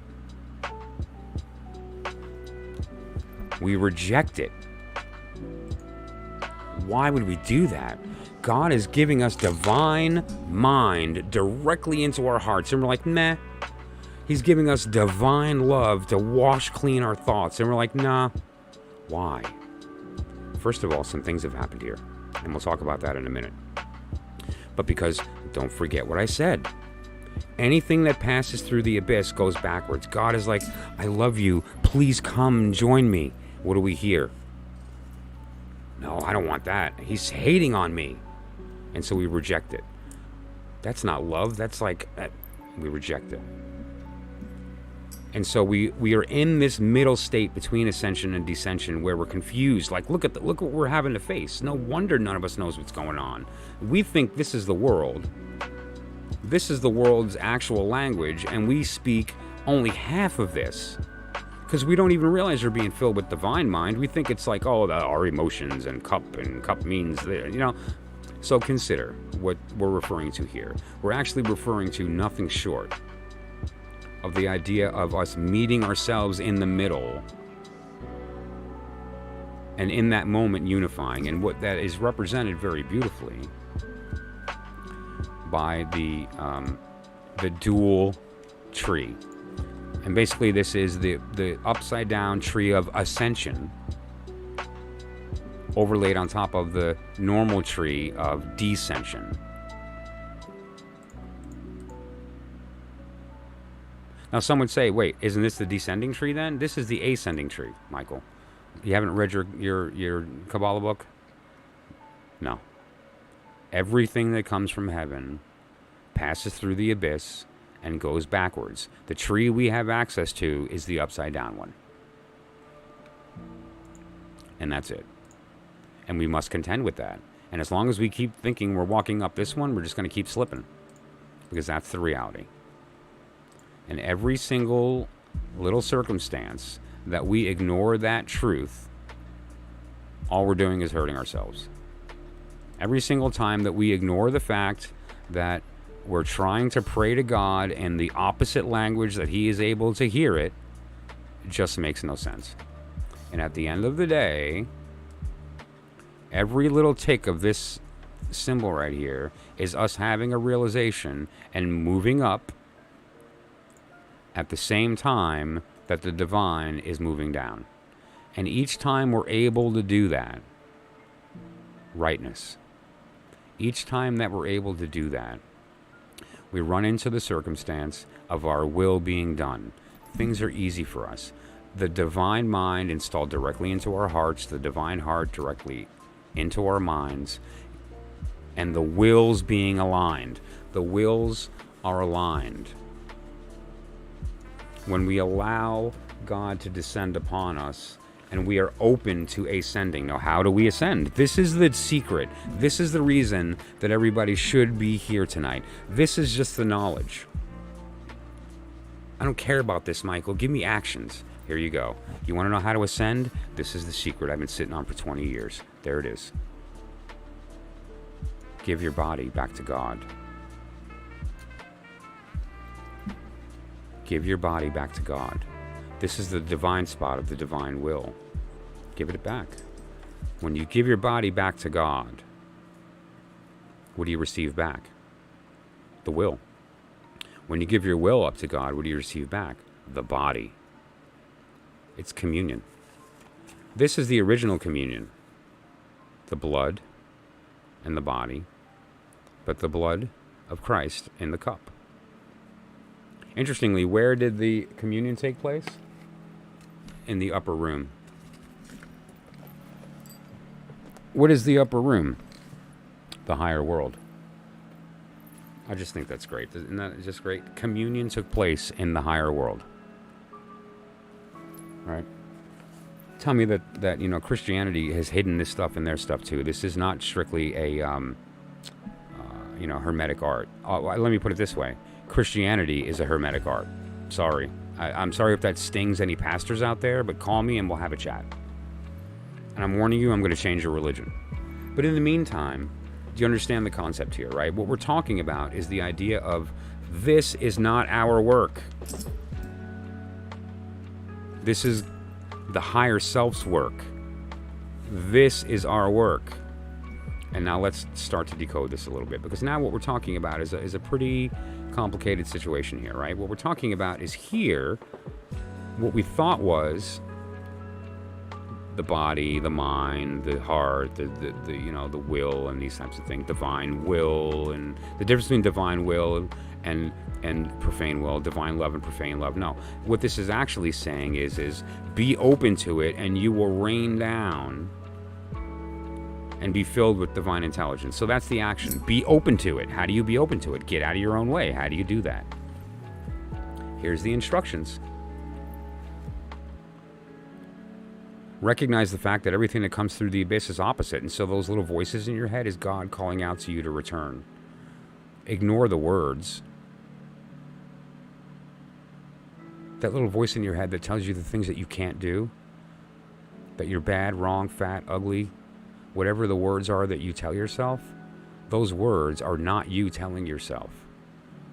Those words are appearing from heaven as love and is being twisted in the abyss. And because of that, we're rejecting it, and we're rejecting the ascension.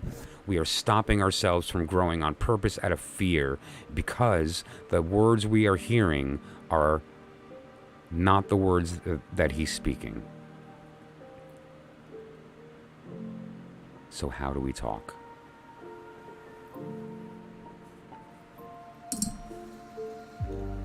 Here it is. For free. I'm not going to charge you for the book. I'm not going to charge you for the consult. Here it is. Basic language. If it's above this line, divine, and then apply the element. Divine will, divine intelligence, divine love, divine body. If it's below the line, it is profane. Profane will, sex, drive, ego, power, dominance. Then you have profane love, profane mind, profane body. but we also have the diagram of what's going on here.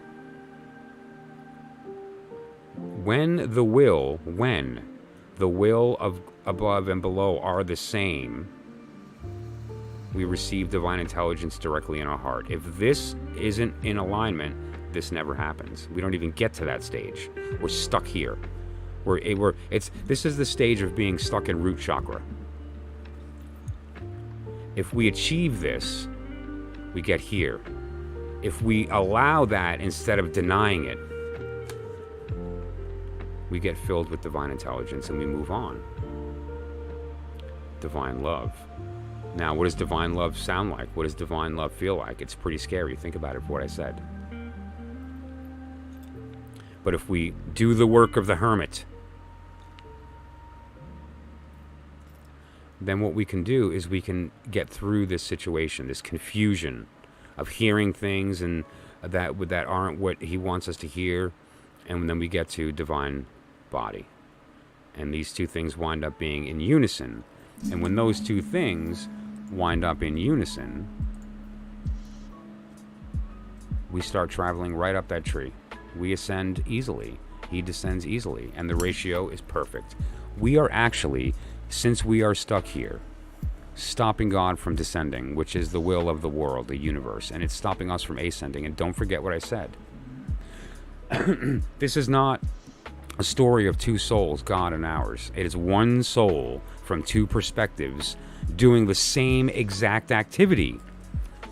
If you are God looking at us, it looks like we are at the top waiting to descend. And if you are us looking at God, it looks like God is at the top waiting to descend.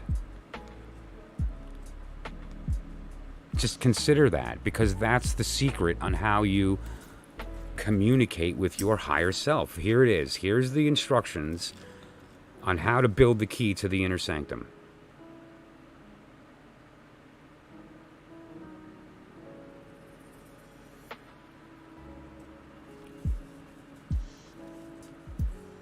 Take a screenshot. Sit on that for 20 years and you will receive enlightenment.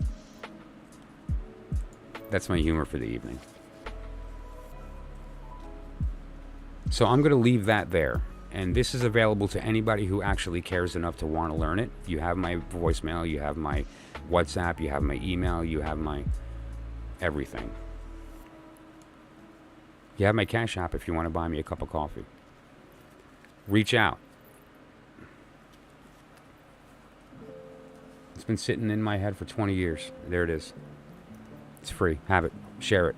Please share this video. If you know a hermeticist, give it to him. If you know a mathematician, give it to him. You know a tarot reader, please send him the video. I know the stream got blown up and was nuts, and it was like 4 streams. I'm going to have to spend some time figuring out what to do about that. But at least I got this out in one shot, because it's important. And so now what we're going to do is we're going to apply that to the spreads moving forward when it comes to the Vortex Spread. Because again, I didn't reveal the entire thing, because obviously it's read differently now. If you go back to yesterday's stream and you look at the 2 decks and how I applied that reading in the 2 decks, now we have a whole different level of reading that we need to do during the Ascension. And that's an important part of the working. If you don't do that, you're missing everything, let alone half or 3/4. I mean, one more time just to illustrate. This is what we thought the tarot was. We thought this was it. And we applied all this other knowledge of the Deacons, or we applied all this other knowledge of the courts, or we applied all this other stuff, and great, but it's all stayed within this, stuck in this system here. But then we said, okay,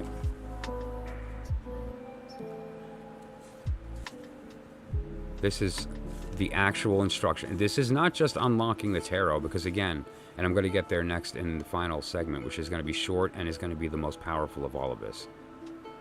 If you think this is powerful, wait to the next segment. This calls for a new way of reading the tarot, doesn't it? You can't actually utilize this magical system appropriately with one deck. You can, but there's a lot of accounting, and it's not easy to do, trust me. I did it originally when I first came up with this whole system, and I said, nope, need 2 decks. And they have to be different. And they have to be very different. In fact, opposite. So that said, the system that I developed gives you access to the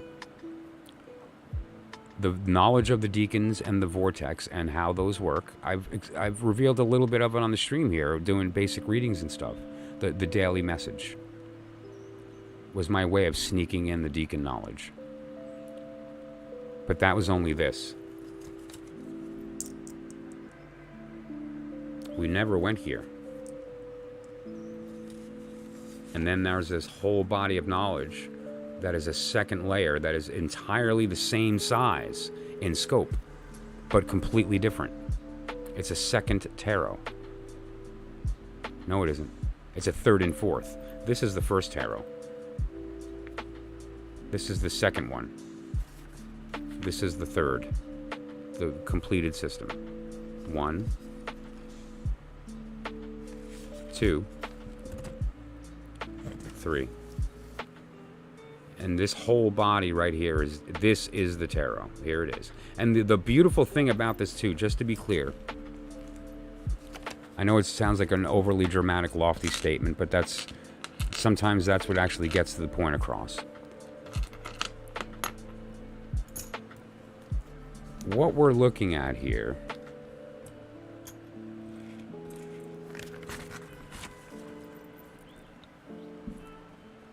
we've heard multiple times,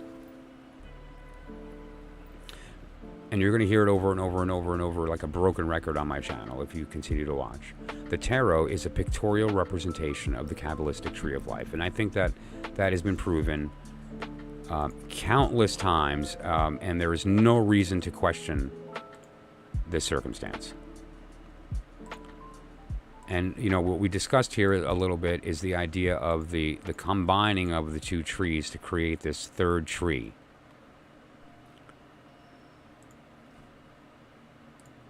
The combining of two trees to create a third tree. 1, 2, 3. This is the third tree. More appropriately, if you hold this up to the light and you see them both together through that light, you'll see the real tree. Now that said, what this is and its interplays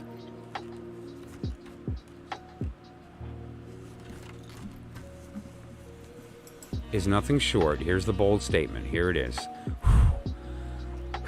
The new Bible. The new Bible. The new AEON. This is all you need. You don't need a deck. You can apply these archetypes to anything. You just need the knowledge. What you are looking at is the truth in secret. You and I walking together can find the inner sanctum. We can do it. I need you though. I can't do it alone. And now, on that note, we're going to move to the final talk. The final talk is the most important of this whole thing here. And, you know, I as I go through this process, there's going to be things that I feel are necessary to communicate, and there's going to be things that I feel aren't necessary, and that I need to hold back on for the purposes of the integrity of the art, the integrity of sharing the information, or for various other particular reasons. However, this next segment is something that I've been very, very scared to talk about for a long time. One of the reasons that I've been afraid to talk about this is because of my affiliation with my church, and basically the connotation that it comes with of people that know you and how they view you after certain things are revealed about you. There's things about me that I believe that I think people may think are strange. Anyone who has followed the spiritual path knows this, but to say that this is the new Bible already, I would probably lose my deaconship and be asked not to serve on my consistory. And I've just said it publicly. And I hope that doesn't happen because I love my community. But this information is more important than that. My goal is to serve God, and it doesn't have to necessarily be in those four walls. Although I would like it to keep that and stay that way, I'm okay if it doesn't, because I just want to spread this knowledge. The compulsion is real, so there it is. The new Bible, the entire tarot, the real entire tarot, the whole of Kabbalah. It's all right there. It just needs a little unlocking. It needs a conversation to talk about what we're looking at, so that we can then turn it and use the conversation to talk with ourselves. Now, that said, I'd like to complete the evening with a very special talk. This is going to be really short, but very, very powerful. So, here we go. First of all, I want to say before I begin that I don't want anyone to misinterpret what I'm speaking about here, because I'm about to talk about some spooky language. The language that I'm going to speak about is prophetic. Although it's not this doomsday nonsense. The world is not going to end. Although it might. I don't know. I don't have knowledge of that. But I would say that I don't think it will. I've been doing readings for future people, and its stuff goes toward the future. Like, there is a future. But that said, though, the way that I'm going to wind up being looked at by some people when I reveal this, I just have to be okay with. And so I want to publicly release myself and let the public understand that this is a willful act of me saying, this occurred to me, and I feel like I need to share this. So let me do this actually to keep this on screen while we're talking.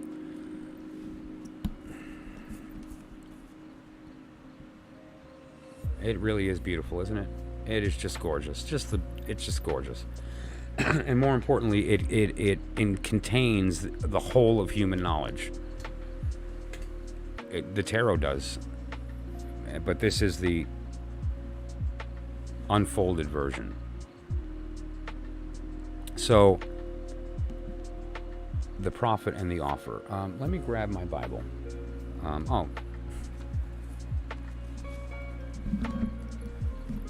There was a prophecy that was written. It's one of the more popular of the chapters in Revelation, because it contains a very scary number. The mark of the beast.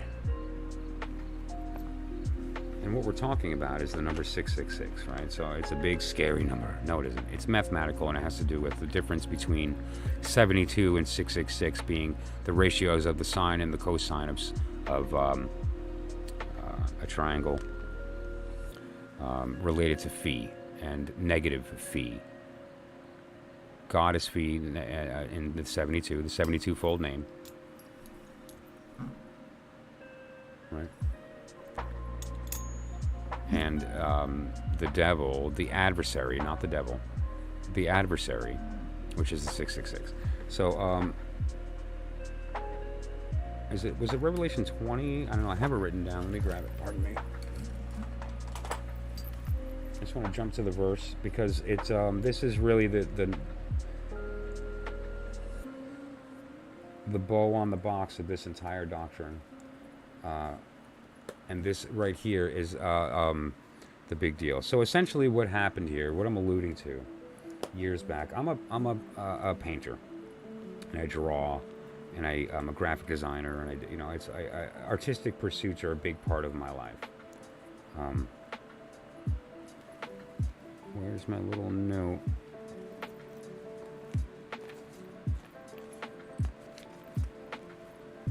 I'm not finding it. Give me a moment.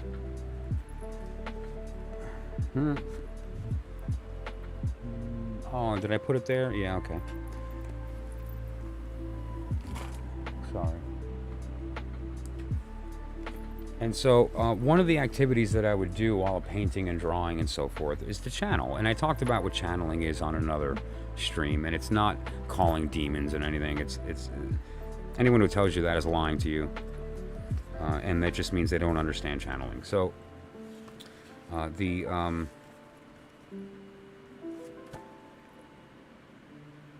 is the quote?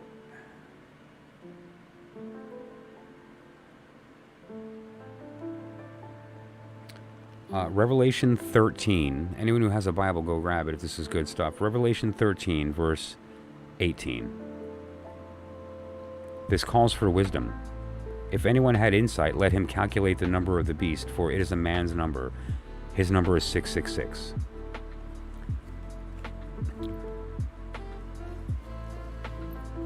And so I did. I calculated the number. And anyway, what you wind up seeing is that it's the negative version of the ratio of the angle to the hypotenuse of a right triangle. It really is just the negative interpretation of the positive form. And so, more importantly, it's everything we just talked about. The number 72 appears in Exodus chapter 20, Exodus 19, Exodus 14. Verses 19, 20, and 21. Exodus 14, verses 19, 20, and 21 give us the 72-fold name. But anyway, that said,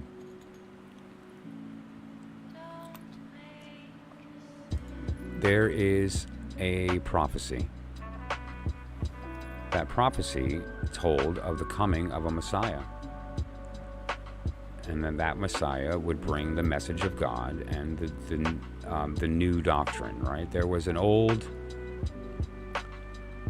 deal made between God and man that the Hebrews would be the chosen people. That's the story in the Torah. And they're waiting for God to return as Emmanuel. And so now we have to consider the language here. Everything that passes through the abyss reverses first. So if God was going to manifest as a Messiah, looking at the new doctrine, this idea of the oppositeness and the idea of the Ascension being the opposite of the opposite, while still not returning to the same. The opposite of the opposite is the same, but that's not what we see here. And so what this is essentially calling for the new Messiah to be female. The new Messiah will be a woman. When? Who knows?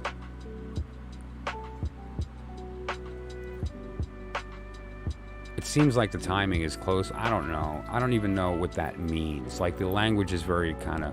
And there's a lot of different cultures that talk about that. And you can kind of stick them all into a ball and shake it real hard till the differences fall away, and you're kind of left with these overlapping truths that you can kind of say, okay, there's maybe some truth here with these different cultures that believe this thing based on evidence or whatever the case. But that's all conjecture. The reality, though, is that there are these cycles, and each cycle brings a new ruler. Jesus represented the age of Pisces, and we will see a new Messiah enter that will be female. And guess what? Probably black. It's very funny, isn't it, that the predominant theory of Christianity in the Western mind is that Jesus was a blue-eyed white guy that was probably pretty handsome and had a nice trim beard. What, are you kidding? He was Middle Eastern, people. Wake up. Jesus was white. Dummies. Have you ever read a book? So consider this. You know, the idea is that when the descension happens, which it did, how do you know that descension happened? Because we're here. We're supposed to be ascending, and we can't ascend without the Messiah to give us the instructions on how to do that. And we already had that with Christ. He came and it worked. But now we need a new doctrine. The old way isn't working, and that's the Hierophant. The Hierophant is the representation of the old way of thinking. Religion doesn't work anymore. Hey, Catholic Church, are you listening? You're losing. Why? Because you're still in that state of the Hierophant. You're not teaching the truth, you're giving answers. Stop giving answers, start giving truth. Eve did nothing wrong. God descended. Eve was just one of the manifestations of him. Adam and Eve were just different separate versions of the polarity of the Creator. He made the choice to descend. And the only way he could is by eating that fruit. That whole act was the act of God descending. How dare you blame Eve for thousands of years, to the point that every woman on the planet has had to suffer that in Western thought. Well, it's time for that to end. And here's the instructions on how to make that happen. This is the new doctrine. This is the new Bible. Enough. You should be ashamed of yourselves. What are you doing? Stop trying to preach and profess love when all you do is spread hate.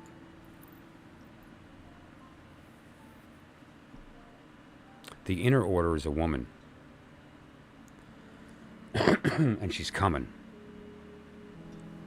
Now, years ago, I had a vision. And I had visions all the time. I would draw the future. And there's people that can attest to that. It's actually kind of a powerful thing when you do it, and then it happens, and you're like, wow, I did that? Like, that's, and I did it over and over, and it was really neat. You know what? I'm going to leave this out.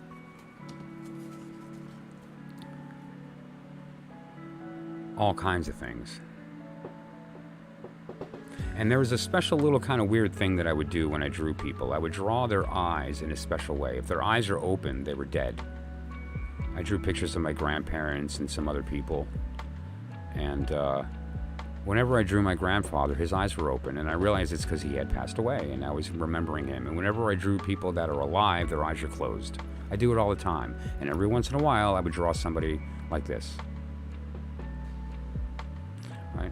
And now, anyway, I had this vision of this person coming. And now this wasn't some like psychedelic moment, or it wasn't like I was in some state and then I heard the voice of God who gave me the... Nothing like that. What this was I was channeling, meaning that, which is what I do here. I typically, with the exception of today's episode only, ever since I've been streaming, I don't do notes. I just come on with an idea of what I'm going to talk about, and I stream of consciousness, with the intent of being open to divine intelligence, using my sword to communicate. That's all I'm doing. That said, I drew a lot of different things, and I was doing this. And I would usually do 7 to 10 a day, just... And then I would look at them at the end of the day, and I would go, wow, I don't even remember doing that. And I don't remember a single reading I do. Unless I take notes, or like Saji, who's a close friend of mine that I've been doing some stuff with here.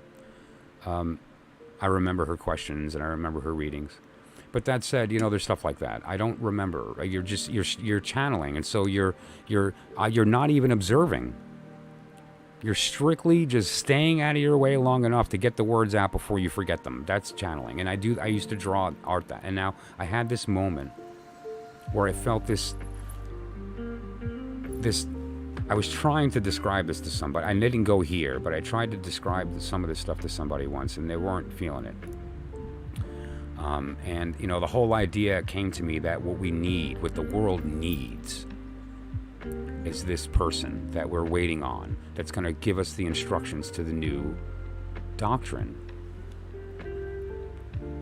And it's going to be a woman, and I'm waiting for her because I want this answer. And so, and then it dawned on me. It's not like before. That was the descension. Before, we were supposed to be waiting for the Messiah. That's not how it's going to work this time. We're going to have to seek the Messiah. Why? Because everything's different on the way up. Powerful, right? Is it starting to dawn on everybody what I've been talking about here? Ultimately, what we're trying to really get to in this work is this double tree. And how is that going to happen? By the union of you and them. And so I believe I have drawn her face. And I'm going to reveal it here tonight. Secondly, separately from that is the offer. So first I'm going to start with the prophet, okay? And what I'm about to reveal is an image that I drew a very long time ago of a vision I had of the coming Messiah.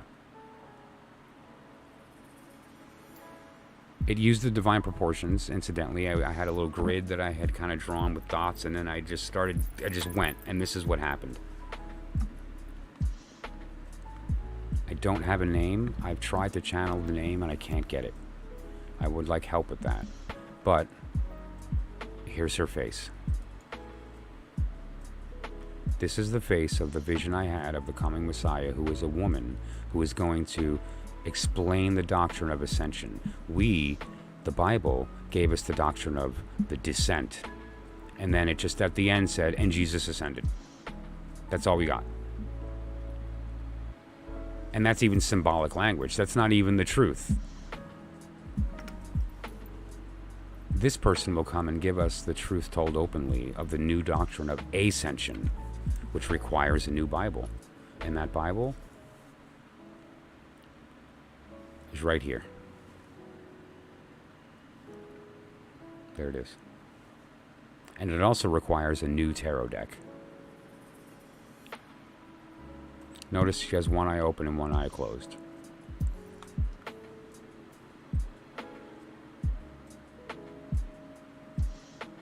I always pictured her being maybe in her mid-40s. You know, about my age now. Maybe a little bit older, a little bit younger, you know, but that's how I imagined, like mid-40s. Bald. I'm not sure why she's bald. She might be a cancer patient. She might be stylistic. It might be because it's pulled back and I don't see it because it's in shadow. This is all I saw. There's no body, there's no neck. It's a disembodied head. That's it. And it has these colors were channeled. And so I would love to meet her. If anybody knows who this person is, man, tell her to pop in my channel and she'll blow my mind. I spend my days blowing people's minds, and I've been staring at this for a long time, and I would love to meet her. It's been a while. It's been a long time since I drew this. And so there she is. That's the face of who I believe is the coming Messiah, whose purpose is to provide us insight with the new doctrine, the rules for ascension, when the Bible just says descension, the rules for ascension. And here they are. I just need her to interpret them. Okay? So that's the first thing. The second thing is the offer.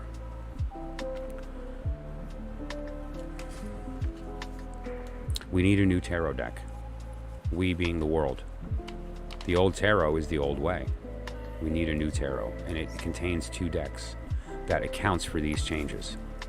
There is an ascension and a descension built in. All we have is half of the descent. Of course, we could use the deck and apply that to the upper world part of the descension, but then we have to apply the upper world part of the ascent, the lower world part of the ascent, and then describe that in symbol in 78 cards. I believe we can do it. And I believe it may be a different number. And here's the offer. I've been sitting on this knowledge for 20 years. This is nothing compared to what I actually have to explain to you. Okay? This is what I'm sharing live on YouTube. Not what I'm just going to, give to the world. So I would love to discuss this further. Anyone who would like to discuss it, please reach out and we'll have a time, not on a live stream, that we'll have a private conversation with several people, maybe in like a hangout on Google or a Zoom or a Teams or whatever it is. But we're going to really get to the heart of what this is. And this includes if there's anybody out there that is or connected to actual hermeticists, actual people who are in the academic side or in the practical side, in the operative side. I really, really would love to speak about this. This was divinely channeled through my brain 20 years ago. 21, right before my daughter was born. And so, my oldest daughter, my baby. So, and prior to that, I had been reading tarot for close to 20 years, right? So it's, but that said, we need to talk about this new deck, and here is the offer. I need a woman who's a painter, or can draw, or can do both, that has an intuitive side, but is really focused on her bringing her mind into physical reality. I need an airy part of Pentacle. What's the airy part of Pentacle? Quick, anybody? The Prince of Discs. Anyway, so the idea here is I need a woman who's creative, who is connected to this intuitively, that just gets what I'm trying to say here. And it's like, oh yeah, no, this makes complete sense to me. That person's out there. I know you're out there. I know you are. I've seen it. And what my offer is this. I am in the process of creating a new tarot deck for the new AEON. I did a couple of different streams now. I did the Divine Order. I did the new spread for the new AEON. Today I did the algorithm. And so when you combine all these things, you combine the vortex system of the Deacons with the idea of the Divine Order, with the idea of this doctrine, and the new deck, you get a complete magical system.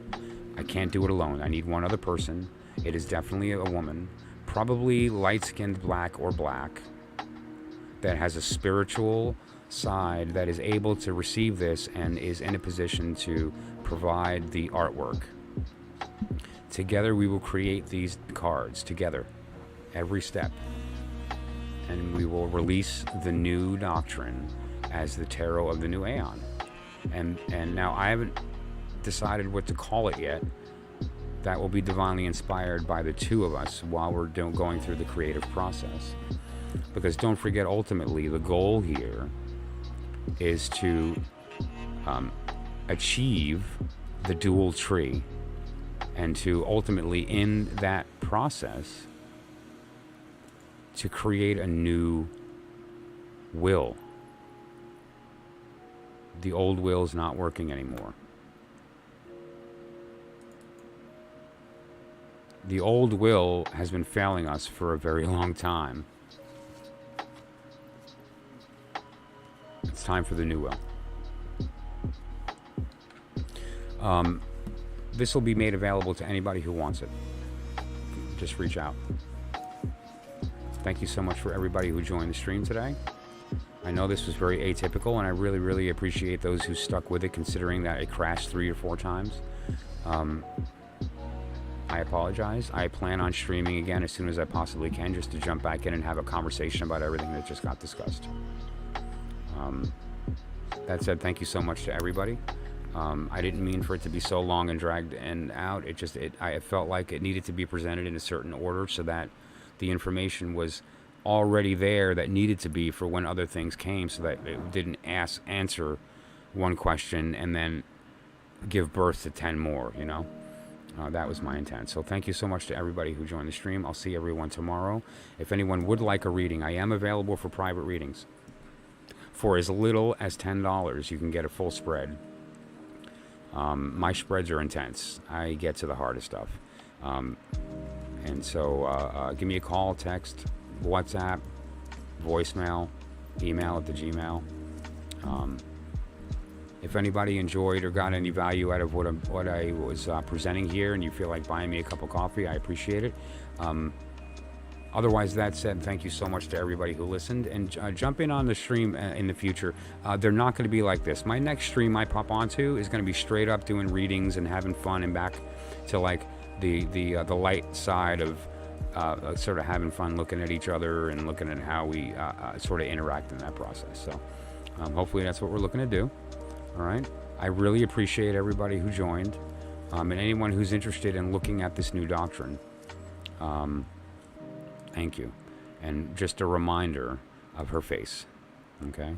So if you happen to know who this person is, or you have an inkling, or you are this person, I'm not kidding.